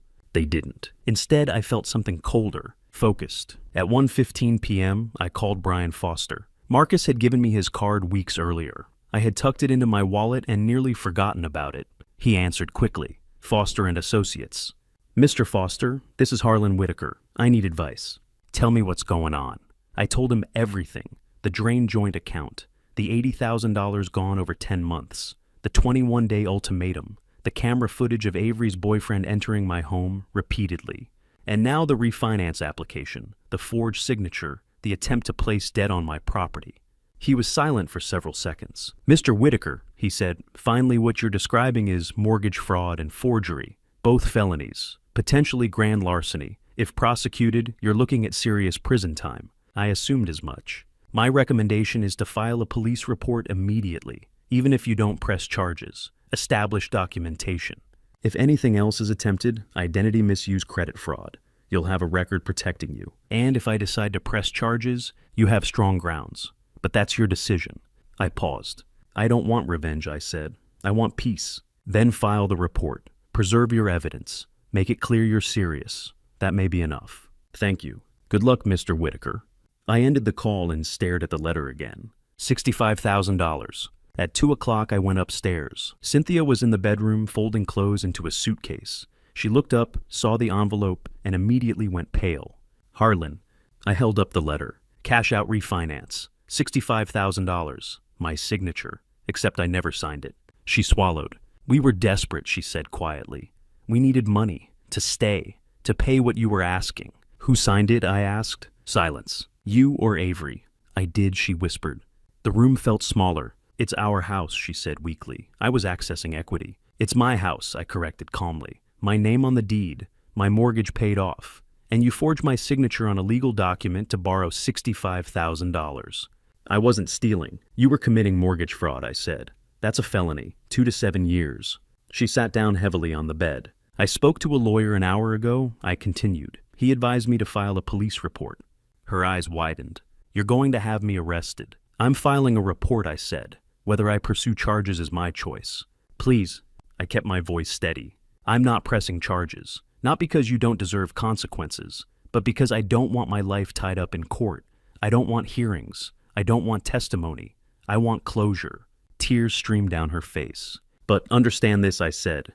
If you are not gone by Monday morning, or if you ever use my name again for credit loans, anything I will prosecute. I will use every piece of evidence I have. The bank records, the doorbell footage, this letter. I held it up one last time. Do you understand? She nodded. I went downstairs and called the Oakdale Police non-emergency line, reported attempted mortgage fraud and forgery. They took my statement and told me an officer would follow up Monday. By evening, I had everything documented. The $80,000 drained from the account. The doorbell camera videos showing Derek entering my home for months. The forged refinance application. I could have pursued criminal charges, could have dragged them into courtrooms and watched consequences unfold. But as I sat alone in the workshop that night, listening to their voices drift faintly through the walls, Cynthia's subdued, Avery's resentful, I realized something. Revenge wouldn't give me back 38 years underground. It wouldn't restore the hearing I'd lost to machinery. It wouldn't clear my lungs or smooth the scars on my hands. Revenge requires energy, and I was done spending mine. All I wanted was my house back, my name back, my peace back. By Monday I would have it, and that was enough. Monday, day 21. The deadline had stopped being a warning. It had become a release valve. I woke at 5:30 out of habit, even though I had taken the day off. 38 years of rising before dawn doesn't disappear just because your life shifts. My body still expected steel-toed boots, a thermos of coffee, and the descent 950 feet underground. Instead, I lay still in the dark and listened. The house was quiet in that suspended way it gets before something final happens. No television murmuring downstairs, no footsteps in the hallway, no cabinet doors opening and closing. At 6:15, the quiet broke. A diesel engine rumbled into the driveway, the heavy, unmistakable sound of a U-Haul truck. The reverse alarm started beep, beep, beep as it backed in. Then the engine idled. A door slammed. Another.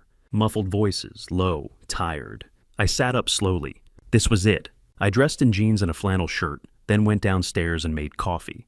The familiar routine steadied me, measuring the grounds, pouring water, waiting for the drip. I carried the mug to the kitchen window and stood there watching. Cynthia and Avery were already loading boxes. They must have been up since 4, finishing the last of it, taping lids shut, labeling in thick black marker. The U-Haul's back door stood open like a metal mouth, waiting to swallow what was left of them in this house. At 8:30, another car pulled into the driveway. Dorothy's silver Cadillac. She stepped out wearing sunglasses and a wool coat, like she was attending a meeting, not helping her daughter move out of a house she'd tried to leverage into debt. She glanced at my Silverado in its usual place, and her mouth twisted into something tight and contemptuous. She didn't knock, didn't come inside. She went straight to the truck and started lifting. I turned away from the window and went out to the workshop. The bookshelf was nearly finished. 6 shelves, solid walnut, clean lines, tight joints. I'd been working on it for 3 months longer than I'd expected. Over these past 3 weeks, every time the house grew tense, I had come out here and sanded. The repetition helped. The smell of wood shavings, the feel of grit smoothing rough edges. The physical act of shaping something into order when everything else felt chaotic. Through the small workshop window, I could see the driveway. Boxes moved from porch to truck in a steady rhythm. Suitcases, garbage bags bulging with clothes. The stand mixer Cynthia had insisted on 2 years ago, $400 used twice. Lamps, picture frames, a half-assembled bookshelf from Avery's room that had always leaned slightly left. They worked mostly in silence. No shouting, no dramatic scenes. Just cardboard scraping metal, the thud of weight shifting, occasional grunts of effort. Dorothy handled most of the heavier items. Cynthia looked drained, pale, her shoulders curved inward like she was bracing against wind that wasn't there. Avery kept her head down, arms full of hangers and dresses still on them, sliding them into the truck like someone operating on muscle memory. They left behind what had always been mine. The couch I'd bought secondhand in 1998. The kitchen table with the uneven leg. The dresser upstairs with the stubborn drawer. The plain white dishes in the cabinet. Nothing fancy, nothing aspirational. Just serviceable things that had lasted longer than the marriage.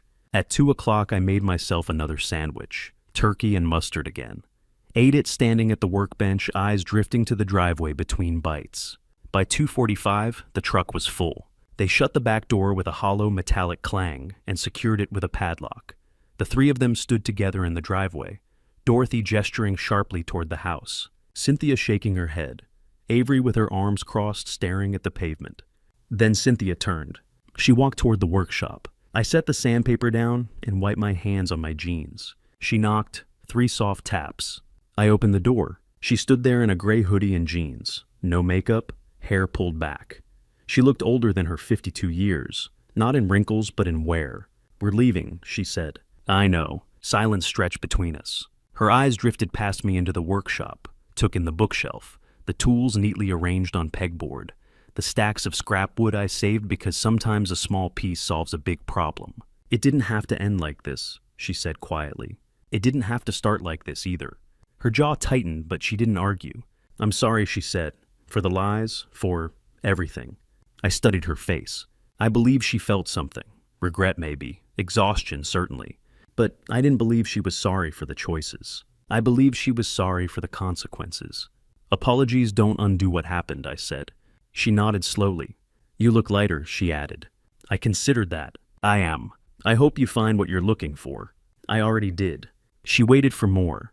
I didn't give it. She hesitated, then took a step back. "If you ever—" "No," just one word. It hung between us like a closed door. She understood. She turned and walked back toward the driveway. Dorothy was already in the driver's seat. Avery climbed into the middle, squeezed between them, staring straight ahead. The engine roared to life. The truck sagged under the weight suspension, dipped tires bulging slightly. It rolled forward, paused at the end of the driveway. Dorothy adjusted something, then made a left turn. The truck disappeared down the street. I stood in the workshop doorway until I couldn't see it anymore. Then until I couldn't hear it anymore. Only when the sound had completely faded did I step back inside. The house felt different. Not just emptier. Open, the air seemed to move more freely. Light came through the windows without bouncing off piles of clutter or reflecting off screens. I walked through each room, the living room first. My couch sat where it always had, the one I bought 26 years ago, before Cynthia, before Avery, before any of this. The coffee table I built in this workshop, hand sanding it smooth on a winter night, long before I imagined sharing this space. The television was gone, just the mount and a rectangle of darker paint where it had shielded the wall from sunlight. The bookshelf held my books, Louis L'Amour, Larry McMurtry, westerns about men who understood hard ground and harder decisions. The kitchen, my dishes in the cabinet, and my coffee maker on the counter. I opened the refrigerator. The masking tape labels Harlan's "Do Not Touch" were still there. I peeled them off slowly and dropped them into the trash. I didn't need them anymore. Upstairs, Avery's room was bare. Dust outlines marked where the dresser and bed had stood. Faint tape residue on the walls from posters long removed. Cynthia's closet was empty too. A few wire hangers remained. On the top shelf, a shoebox. I pulled it down. Inside were old photographs, Cynthia and her first husband. Cynthia holding Avery as a baby, smiling faces from a life that had existed before mine intersected with hers. I closed the box and carried it downstairs. Set it by the curb with the trash. Not out of spite, out of closure. I returned to the living room and sat in my chair by the window. The same chair Dorothy had occupied 3 weeks ago, while trying to diminish me in my own home. I sat there and breathed. No footsteps upstairs. No low conversations through walls. No television blaring reality shows I never watched. No one asking for money, for favors, for extensions. Just the furnace clicking on, the hum of the refrigerator, the steady tick of the wall clock, the same clock that had been here when I bought this house in 2001. For 3 weeks I had pushed toward this moment. 3 weeks of confrontation, of boundary setting, of sleepless nights listening to whispers through drywall. Now that it had arrived, I didn't feel victorious. I didn't feel triumphant. I felt spacious. Like someone had thrown open every window in a house that had been sealed shut for too long. The November air was cold, sharp, but clean. I leaned back in my chair and let the quiet settle fully into the walls. For the first time in 18 months, I could breathe without bracing for the next demand. The house wasn't lonely. It was mine.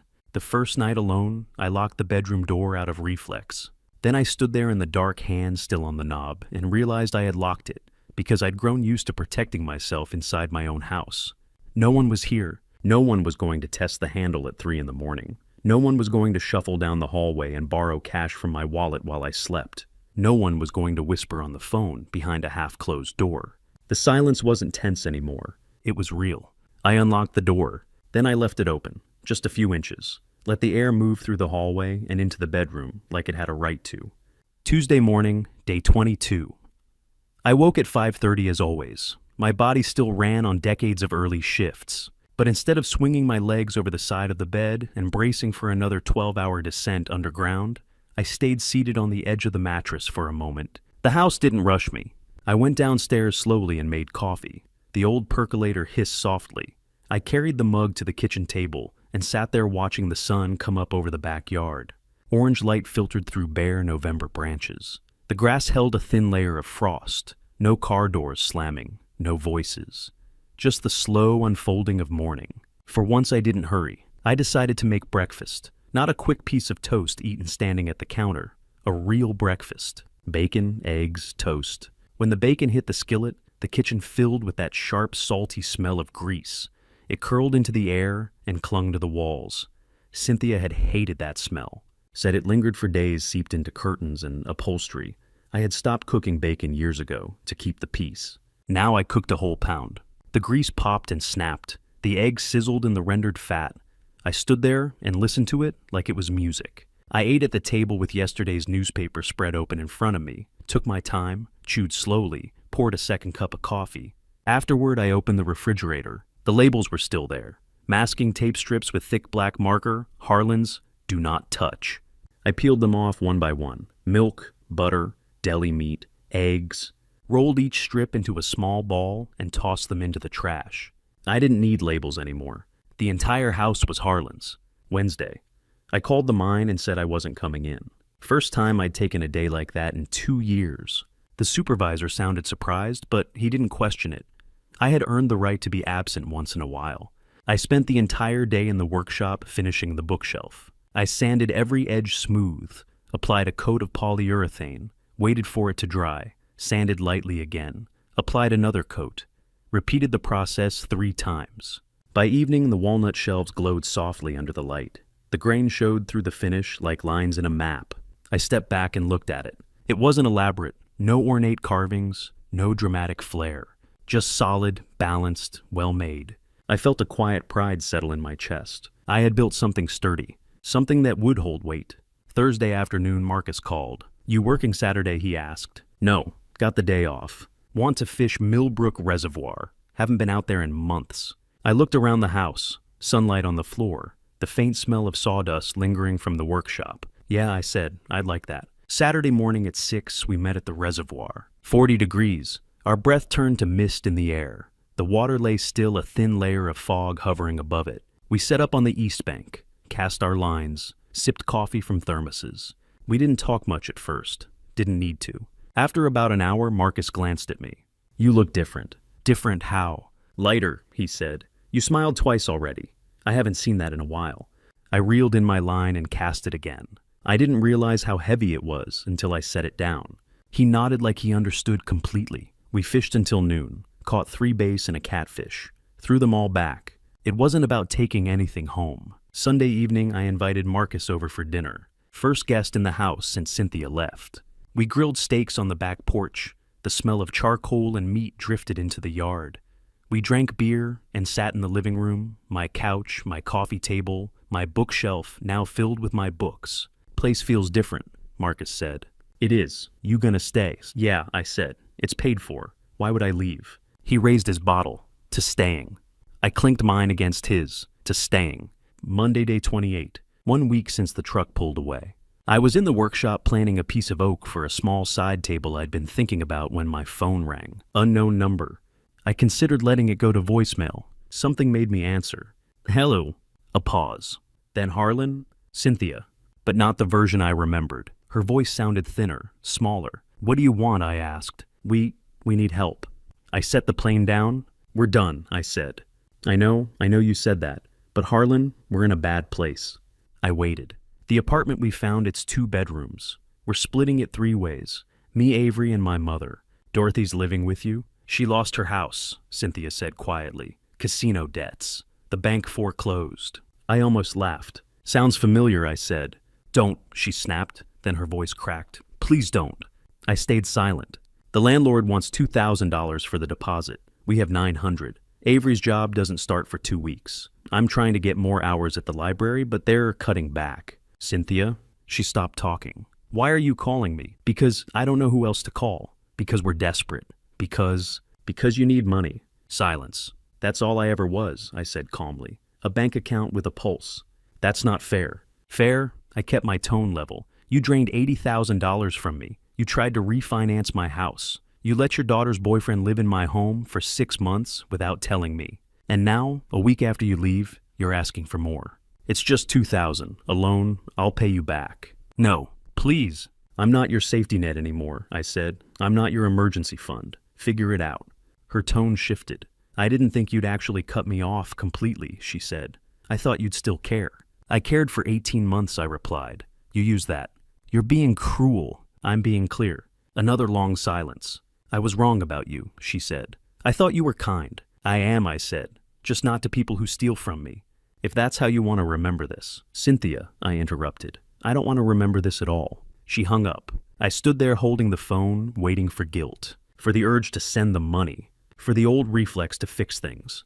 Nothing came, just quiet. I set the phone down and picked up the plane, ran it smoothly along the oak. That night I sat at the kitchen table with a notebook and pen.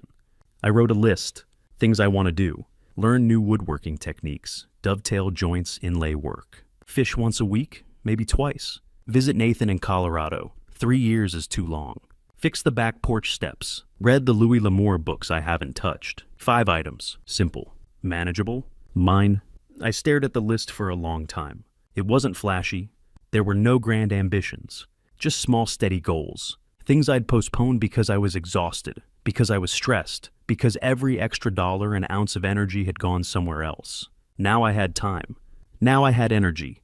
Now I had space. I closed the notebook and leaned back in my chair. The house was quiet, not empty. Peaceful. This wasn't victory. It wasn't revenge.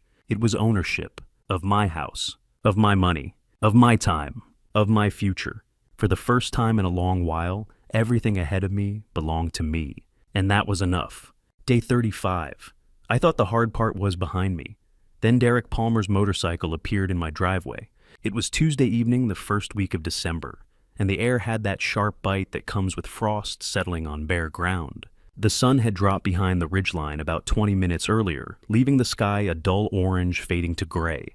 I had just pulled my Silverado into the driveway after a quick run to the grocery store, 2 plastic bags in hand containing the basics: milk, eggs, bread, and a pound of decent coffee. The kind of shopping I could do without checking a bank balance or wondering if someone else had already drained the account. I was halfway to the front door when I heard the engine.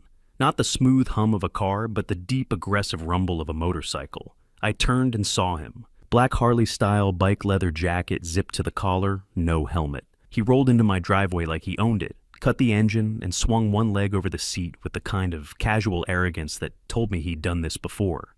Derek Palmer. 28 years old, scruffy beard, the same face I'd seen on my doorbell camera for 6 months. The same guy who'd received $16,400 of my paycheck in the middle of the night.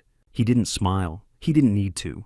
His presence was the message. I set the grocery bags on the porch steps and stayed where I was, 10 feet between us, my keys still in my hand. The driveway gravel crunched under his boots as he walked toward me, hands in his jacket pockets, breath misting in the cold air. "You Harlan Whitaker?"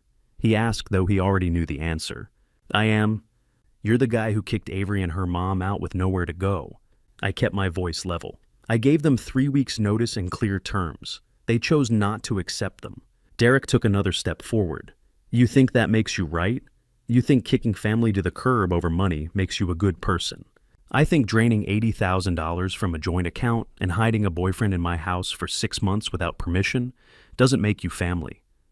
His jaw tightened. "You owe them. I owe nothing. I already gave $80,000. That's 10 months of underground labor at 950 feet. You got 16,400 of it. I have the statements." He didn't deny it. He just stepped closer, close enough that I could smell cigarette smoke on his jacket. "You're going to fix this old man. You're going to give Cynthia the $2,000 she needs for that deposit, and you're going to apologize for being a selfish piece of..." I pulled my phone from my pocket, unlocked it with my thumb, and tapped the green phone icon. Derek stopped mid-sentence. "What are you doing?" I held up one finger, put the phone to my ear, and heard the click of the line connecting. "At 911, what's your emergency?" "This is Harlan Whitaker, 207 Maple Ridge Road. There's a man on my property threatening me. I'd like an officer sent out." Derek's eyes widened. "You're calling the cops?" I ignored him. The operator's voice was calm and professional. "Are you in immediate danger, sir? What he found das Beinuswerk steig." "Not yet, but he's standing in my driveway making threats and he's not leaving." "Can you describe the individual?" "Male, late 20s, black leather jacket, riding a black motorcycle. His name is Derek Palmer." Derek swore under his breath, turned, and walked quickly back to his bike. He threw one leg over, fired up the engine, and glared at me from across the driveway. "You're going to regret this, old man." Then he twisted the throttle, spun the rear tire hard enough to leave a black streak across the gravel, and roared out onto Maple Ridge Road. The sound faded into the distance, but I knew he hadn't gone far. The operator was still on the line. "Sir, is the individual still on your property?" "He just left, but I have video evidence of him entering my home multiple times over the past 6 months without my knowledge, and I'd like to file a report." "Officers are en route. Stay on the line until they arrive." I sat on the porch steps, phone in hand, groceries beside me, and waited. 8 minutes later, 2 patrol cars pulled into my driveway, lights flashing, but no sirens. Officer Reeves stepped out first, a solid man in his 40s, with a buzz cut and a no-nonsense expression. Officer Carter followed, younger, sharper, a notebook already in her hand. "Mr. Whitaker?" Reeves asked. "That's me." You called about a threatening individual? Derek Palmer. He showed up uninvited, demanded money, and threatened me when I refused. Carter flipped open her notebook. Has he been here before? Not since I discovered he'd been living in my house for 6 months while I was at work. I have doorbell footage from June through September, showing him entering and leaving. Reeves raised an eyebrow. You have that footage available? On my phone, cloud stored. I can show you right now. I pulled up the app, scrolled back to June 12th, and played the first clip. Derek entering through the front door at 10:17 in the morning, Avery kissing him goodbye at 3:45. Reeves watched silently. Carter wrote. How much did he take? Carter asked. $16,400 in transfers. I have the bank statements inside. Reeves nodded. We'll need copies of those, and we'll need a formal statement about tonight's threat. I gave them everything, the timeline, the transfers, the doorbell footage, the joint account drain, the forged mortgage application. By the time we finished, it was 7:30. You should file for a PFA order, Reeves said. Protection from abuse. It'll prohibit him from coming within 500 feet of you or your property. Given the evidence you have, it'll likely be granted within 48 hours. Where do I file? County courthouse. Tomorrow morning, first thing. Bring this footage and the statements. I thanked them. They left. I stood in my driveway under the floodlight, watching the taillights disappear down Maple Ridge Road. Then I texted Marcus. Need backup? His reply came 30 seconds later. On my way, bring coffee. He arrived at 7:45, stayed until 9, and we didn't talk much. We didn't need to.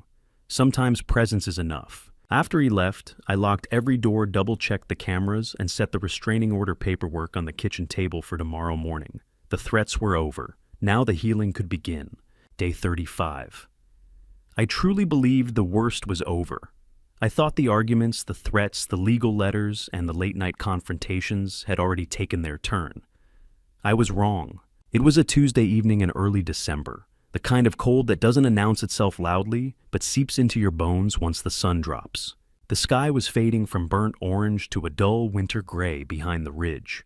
Frost had already started forming along the edges of the lawn. My breath hung in the air when I stepped out of the Silverado with 2 grocery bags in my hands, milk, eggs, bread, and a pound of decent coffee. Nothing extravagant, just the quiet pleasure of buying what I needed, without checking a balance or wondering who else had access to it. I was halfway to the front door when I heard it. Not a car, a motorcycle. Deep, aggressive, the kind of engine that announces itself before it arrives. I turned. A black Harley-style bike rolled into my driveway, like it had every right to be there.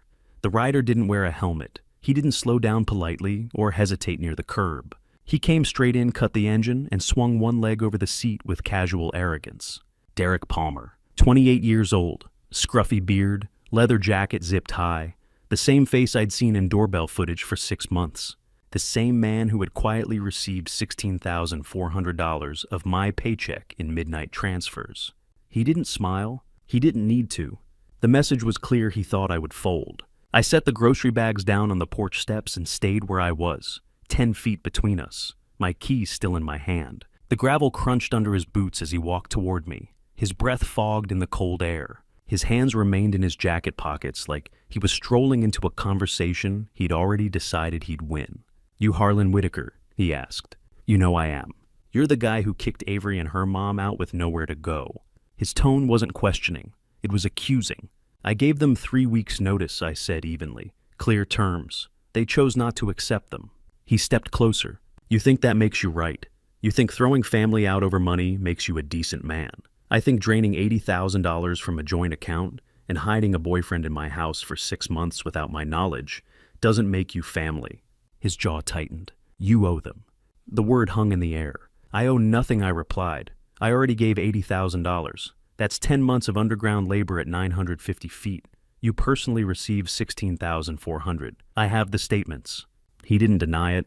Instead, he closed the distance further, close enough that I could smell stale cigarette smoke on his jacket. You're going to fix this, he said quietly. You're going to give Cynthia the $2,000 she needs for that apartment deposit.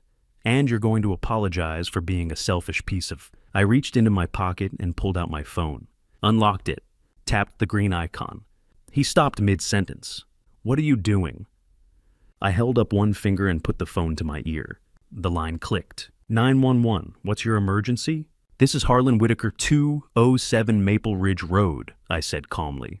There's a man on my property threatening me. I'd like an officer dispatched. Derek stared at me in disbelief. You're calling the cops. I ignored him. Are you in immediate danger, sir? The operator asked. Not yet, but he's refusing to leave and making threats. Can you describe him? Male, late 20s, black leather jacket, black motorcycle. Name is Derek Palmer. Derek muttered something under his breath. Then louder, You're serious? I didn't respond to him. The operator's voice remained steady. Officers are on the way. Stay on the line. Derek stepped back, clearly calculating. He walked toward his bike. You're going to regret this, old man, he said. He kicked the engine to life. The rear tire spun hard enough to scatter gravel across the driveway. He shot one last glare at me, then roared out onto Maple Ridge Road. The engine noise faded quickly. The operator was still speaking. Is the individual still present? He just left, I said. But I have video footage of him entering my home repeatedly over 6 months without my knowledge. I'd like to file a report. Officers are en route.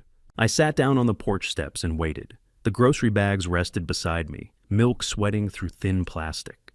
8 minutes later, 2 patrol cars pulled in, lights flashing, no sirens. Officer Reeves stepped out first. Solid build, buzz cut, calm posture. Officer Carter followed, already holding a small notebook. Mr. Whitaker, Reeves asked. That's me. You reported a threatening individual. Derek Palmer, I said. He came here demanding money and made threats when I refused. Carter began writing. Has he been here before, she asked. Not since I discovered he'd been entering my home while I was at work. I have doorbell footage from June through September. Reeves's expression shifted slightly.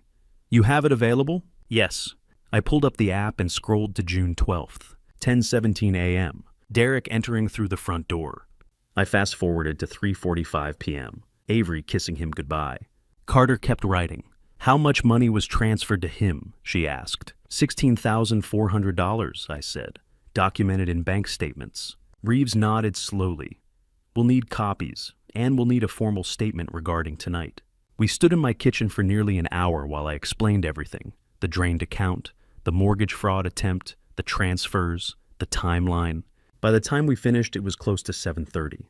You should file for a PFA, Reeves said. Protection from abuse.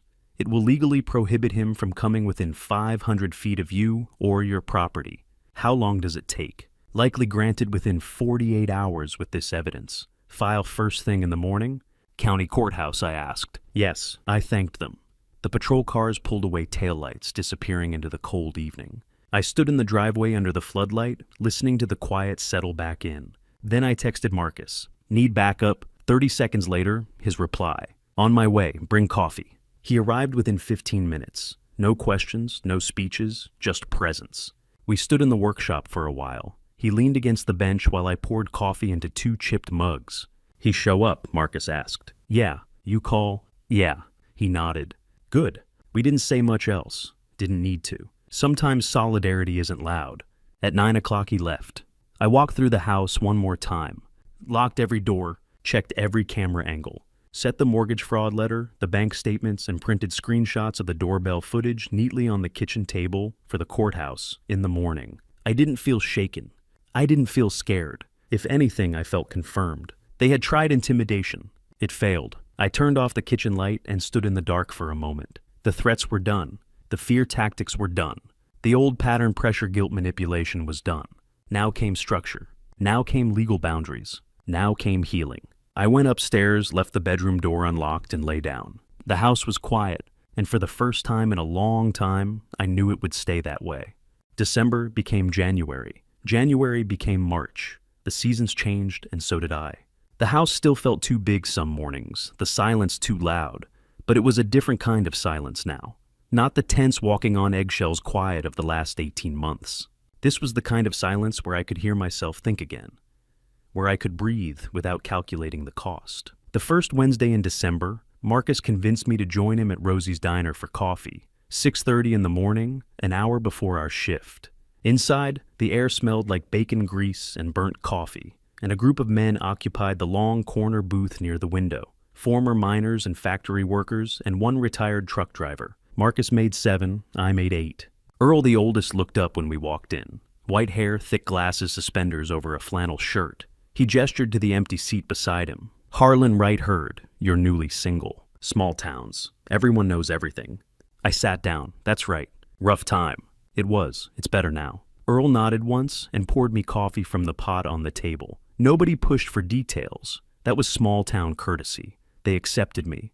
That Wednesday morning ritual became an anchor. Coffee, eggs, and toast for $6.50 45 minutes of talk about sports and weather and grandkids. Then we'd head to the mine. Simple, grounding, exactly what I needed. Mid-December. I started working on the birdhouse I'd abandoned 2 years earlier. I spent a weekend sanding, assembling, painting it a deep barn red. I mounted it on the oak tree in my backyard 15 feet up, facing east. By mid-January, a pair of cardinals had moved in. I'd watch them from the kitchen window every morning, while my coffee brewed 2 bright red flashes against bare branches. It was a small victory, but it mattered. Late December, I checked my bank balance out of habit. The number on the screen stopped me cold. $4,200. The first time I'd been over $4,000 in 10 months. I stared at it for a long moment. $3,400 paycheck minus $1,800 in expenses left $1,600 in savings every month. No mysterious withdrawals. No 2 a.m. cash advances to someone I'd never met. Just my money sitting where I left it, growing slowly and steadily. Christmas came. I spent it alone, and it was a choice, not loneliness. I made a small turkey breast mashed potatoes with real butter and watched It's a Wonderful Life on the old television. Marcus had invited me to his daughter's house for dinner, but I'd declined. I wasn't ready for family chaos yet, but I appreciated the invite. January marked month 3. I called the credit card company on the 15th and told the woman on the phone I wanted to pay off the full balance, $8,000 in charges I hadn't made. She processed the payment. 2 minutes later, my balance read 0. 1 card down, 1 to go. My credit score started climbing. 680 in December, 695 by the end of January. Small steps, but forward. Saturday fishing trips with Marcus became routine. We'd meet at Millbrook Reservoir at 8 in the morning, thermoses of black coffee and bologna sandwiches wrapped in wax paper. We'd catch bass, admire them, release them back into the cold green water. Sometimes we talked, more often we sat in comfortable silence. One Saturday in late January, Marcus glanced over at me. "You're smiling more, Stu." I hadn't noticed. "Am I?" "Yeah, it's good." February. I did something I hadn't done in years. I treated myself. $220 on new work boots, Timberland steel toes, good quality leather. I didn't feel guilty. It was my money, my choice. I'd been wearing painful boots for 2 years, saving money for a household that never saved anything for me. That realization didn't make me angry anymore. It just made me sad for the man I'd been. That same week, I bought an $18 ribeye steak, the kind with good marbling and a thick cut. I grilled it on my back porch, cooked it to medium rare, and ate it at my dining table with Beethoven's Sixth Symphony playing softly from the old radio. Cynthia had hated classical music. I loved it. I was reclaiming my own tastes piece by piece, meal by meal. March brought Tommy back to work. 6 months of recovery, a titanium rod in his femur, and a slight limp he'd carry the rest of his life. At lunch, he sat down across from me. "Heard you had your own cave-in at home, Stu." I smiled faintly. "Roof came down, but I'm rebuilding." "Good man. Life's too short to live in unstable tunnels." Mining wisdom, the best kind. Mid-March. I went to the doctor for a routine checkup. When he finished, he looked at me over his glasses. "Whatever you changed, Harlan, keep doing it." My weight was down 15 pounds. My blood pressure had dropped. I was sleeping 7 hours a night instead of 4 or 5. The chest pain was gone. Late March, I realized the last call from Cynthia had been 89 days earlier. No calls since, no texts. I hadn't thought about her in weeks, not with anger, not with regret. I just hadn't thought about her. That I understood was what healing looked like. By the end of month 4, my savings account held $8,400. I had $12,000 left in debt.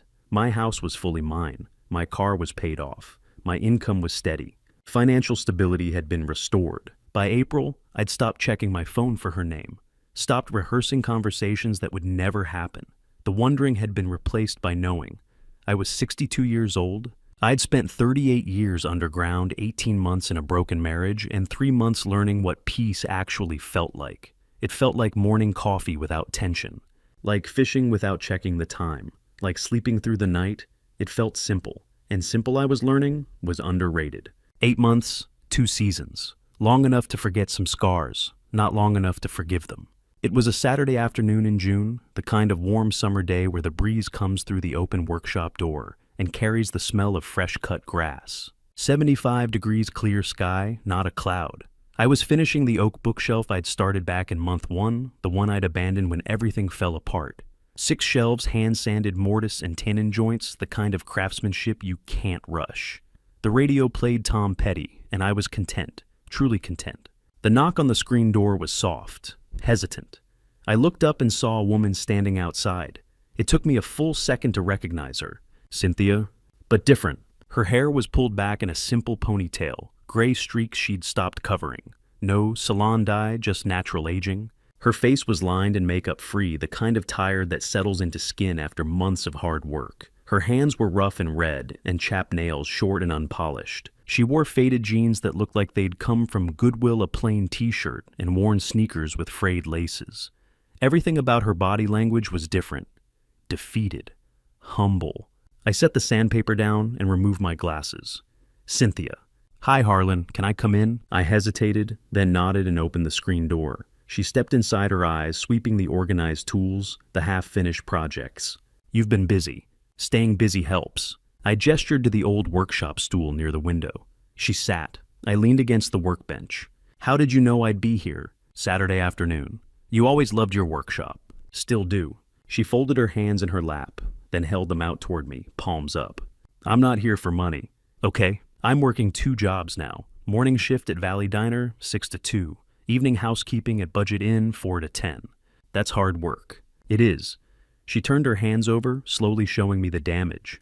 Rough skin, cracked and calloused from scrubbing and dish soap. My hands are always sore. I come home and there's nothing left. No energy, no money, just empty. She paused. That's how you felt, wasn't it? For 18 months. Coming home empty? I nodded once. Yes, I understand now what you meant. About boundaries, about being used. What changed? Working 70 hours a week just to make rent and groceries. Counting every dollar, choosing between gas and food. Avery and we fight now. About money. Avery works at Target, $15.50 an hour. Derek left her 2 months after we moved out. The second she couldn't send him money anymore. I'm sorry to hear that. Cynthia looked at me surprised. Are you really? I'm sorry she got hurt. I'm not sorry the situation ended. He was using her the whole time. Just like... She stopped, swallowed. Just like we used you.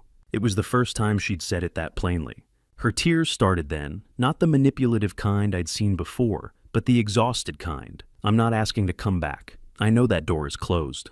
I kept my voice gentle. It is. I just needed you to know that I see it, what we took from you. Thank you for saying that. Are you happy? I looked around my workshop. The organized tools, the half-finished projects at my own pace, the screen door open to my yard, my house, my life. I'm better than okay, Cynthia. I'm free. She nodded and the tears fell. I hope you find someone who deserves you. I'm not looking, but thank you. A long silence settled. Cynthia stood. I should go. I just needed to say it, face to face. I'm sorry, Harlan. Truly sorry. I believe you. I think you're sorry now. I wish you'd been sorry 10 months ago. But growth happens when it happens. We walked to the door together. Cynthia paused at the threshold. For what it's worth, I did love you. At the beginning.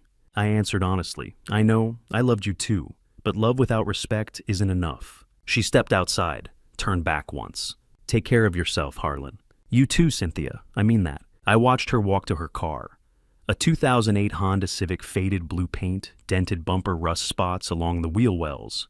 She got in, and the engine coughed twice before catching. She backed out slowly, waved once through the window. I raised my hand in acknowledgement, not invitation. The car turned onto the street and disappeared. I returned to the workbench, picked up the sandpaper, and went back to the bookshelf. My mind was already back in the present moment. Cynthia was already past tense. I finished the bookshelf that evening. 6 shelves, hand-sanded, stained dark walnut, sealed with 3 coats of polyurethane. It would go to Oakdale Library on Monday, a donation. Something made with my hands that would serve the community. Cynthia had come to say goodbye. I'd let her. We'd both needed it. But as I ran my hand over the smooth wood grain one last time, I realized something. I'd already said goodbye to her months ago. Today was just her catching up. October again. 1 year since the card was declined. 1 year since everything changed. Wednesday morning, 5:45. I woke naturally, no alarm, and sat on the edge of my bed with my feet flat on the cool wood floor. I stretched my back, felt the familiar ache that 38 years underground had carved into my spine. My knees creaked when I stood. I reached for the hearing aids on my nightstand and fitted them into both ears. My body wasn't new. It wasn't healed, but I was rested. Deeply, truly rested in a way I hadn't been in years. I walked barefoot to the kitchen and made coffee the way I always did. Dark roast, 2 sugars, the smell filling the quiet house. I carried the mug out to the front porch and sat on the swing I'd repaired back in March. 6 o'clock, sunrise. The temperature hovered around 48 degrees, cold enough that frost covered the grass in a thin white sheet. The cardinals were at the birdhouse, the same pair I'd been watching since January, or maybe new ones.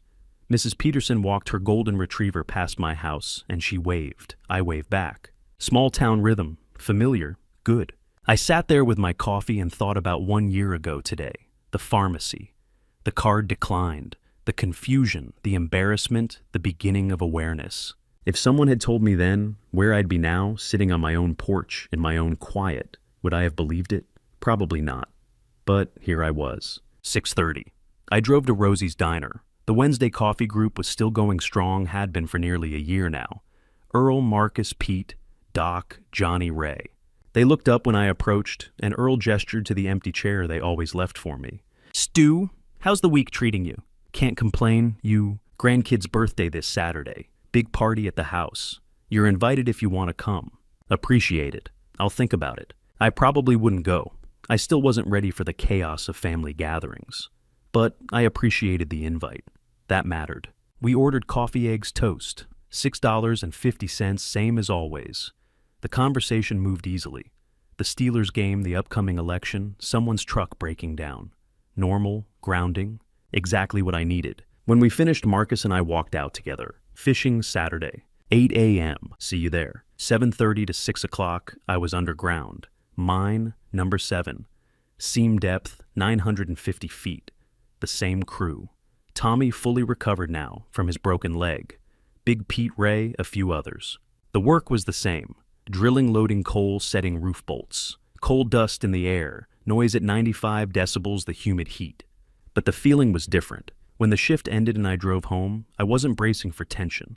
I wasn't calculating how much money might be missing or what argument might be waiting. I was just going home, to my space, my peace. At 4:45, I stopped at Oakdale Pharmacy. Blood pressure medication, refill $47.50. The same pharmacy from 1 year ago. The same clerk behind the counter. She rang up the prescription and I handed her my card. A different card now, my individual account. The machine beeped. Approved. Have a good evening, Mr. Whitaker. You too. A small victory, but it still mattered. 1 year ago, that card had been declined. Today it went through without a hitch. Full circle. I arrived home at 6:15 and entered through the back door. The house was quiet, but it was the content kind of quiet. I made dinner, grilled chicken breast, roasted vegetables. I ate at the dining table with a Mozart piano concerto, playing softly and the newspaper spread in front of me. No rush. No one asking when I'd be done. Just me, my meal, my time. Before bed, I checked my bank account. Savings, $23,600. Debt zero. The last credit card had been paid off in July, and my credit score had climbed to 735. Financial stability had been fully restored. The last call from Cynthia had been 4 months ago, back in June. No calls since. Avery, no contact. I realized I hadn't checked my phone anxiously in months, hadn't monitored my accounts obsessively, hadn't braced for disaster. The trust had been rebuilt not in other people, but in myself. At 9, I finished for the night and returned to the house. I showered, changed into clean clothes, and picked up the book from my nightstand. Lonesome Dove. I read 30 pages, set the book down, turned off the light, and closed my eyes. Morning would come again. Mine work, coffee group, workshop projects, fishing with Marcus on Saturdays. Simple routines that added up to a life I'd chosen, not one that had been chosen for me. My hands, my life, my choice. Tomorrow I'd wake, make coffee, watch the sunrise from the porch swing, and that would be enough. If you've made it all the way to the end of this family story, I want to leave you with something honest. I'm not extraordinary. I'm not brave in some cinematic way. I'm a 63-year-old coal miner who spent nearly 4 decades 950 feet underground before I finally learned one simple word: no. It took me 38 years of hard labor and one painful year above ground to understand what truly matters. I didn't learn it quickly, but I learned it fully. This family story was never about revenge dominance or proving a point. It was about keeping your dignity when everything around you tries to take it. When I look back at those 18 months, I don't see a villain or even a victim. I see a man who confused love with duty. A man who believed being a provider meant endless sacrifice. A man who thought endurance was the same thing as strength. It isn't. If you take anything from this family story, let it be this: love without respect becomes erosion. Obligation without boundaries becomes exploitation. And silence in the face of family betrayal slowly destroys you from the inside out. People online called it dad revenge, but revenge suggests anger as the driving force. That wasn't it. I didn't want to hurt anyone. I didn't wake up plotting punishment. I wanted my peace back. I wanted to look at my bank account without fear. I wanted to come home without bracing for another argument. I wanted to breathe without feeling like my chest might cave in from stress. That isn't revenge. That's self-preservation. The hardest truth I had to accept was this: boundaries are not cruelty. Saying no is not abandonment. Walking away from repeated family betrayal is not selfish. It is sometimes the only way to survive with your integrity intact. When someone treats you like a resource instead of a person stepping back isn't harsh, it's necessary. Family, in my view, is not defined by shared walls or shared blood. It's defined by mutual respect, honesty, and care that goes both directions. A title alone doesn't create loyalty. And blood alone doesn't give anyone permission to bleed you dry. Family betrayal hurts precisely because it violates that expectation of safety. But recognizing it doesn't make you heartless. It makes you awake. If this family story speaks to you, if you've ever felt like someone's personal ATM, someone's emotional safety net, someone's backup plan, I hope you understand something clearly: your life has value beyond what you provide. Your work, your time, your health, your energy. They are not unlimited resources for others to extract. Maybe your situation looks different. Maybe it isn't about money. Maybe it's emotional manipulation. Maybe it's constant guilt. Maybe it's subtle disrespect disguised as that's just how families are. Whatever form it takes, family betrayal leaves the same mark: exhaustion. And exhaustion is not the same as love. If this family story has resonated with you in any way, I invite you to share your thoughts below. Not because I need validation, but because stories connect us. Sometimes reading someone else's comment reminds you that you're not alone in your own version of family betrayal. If you believe someone else could benefit from hearing this message about boundaries and self-respect, share this story with them. And if conversations like this matter to you, conversations about dignity, accountability, and finding peace after family betrayal, consider subscribing so we can continue them together. Thank you for staying until the end. Truly. Your time is something you can never get back, and the fact that you chose to spend it here means more than you realize. One final note: future stories shared here may include fictional elements crafted to illuminate real-world lessons. They are meant for reflection and growth. If this type of content isn't right for you, there are countless other voices out there that may better match what you're looking for. As for me, I'll keep choosing peace, I'll keep choosing clarity, and I'll keep choosing a life that belongs to me. Take care of yourself. Guard your dignity. And remember, you are worth more than what anyone can extract from you.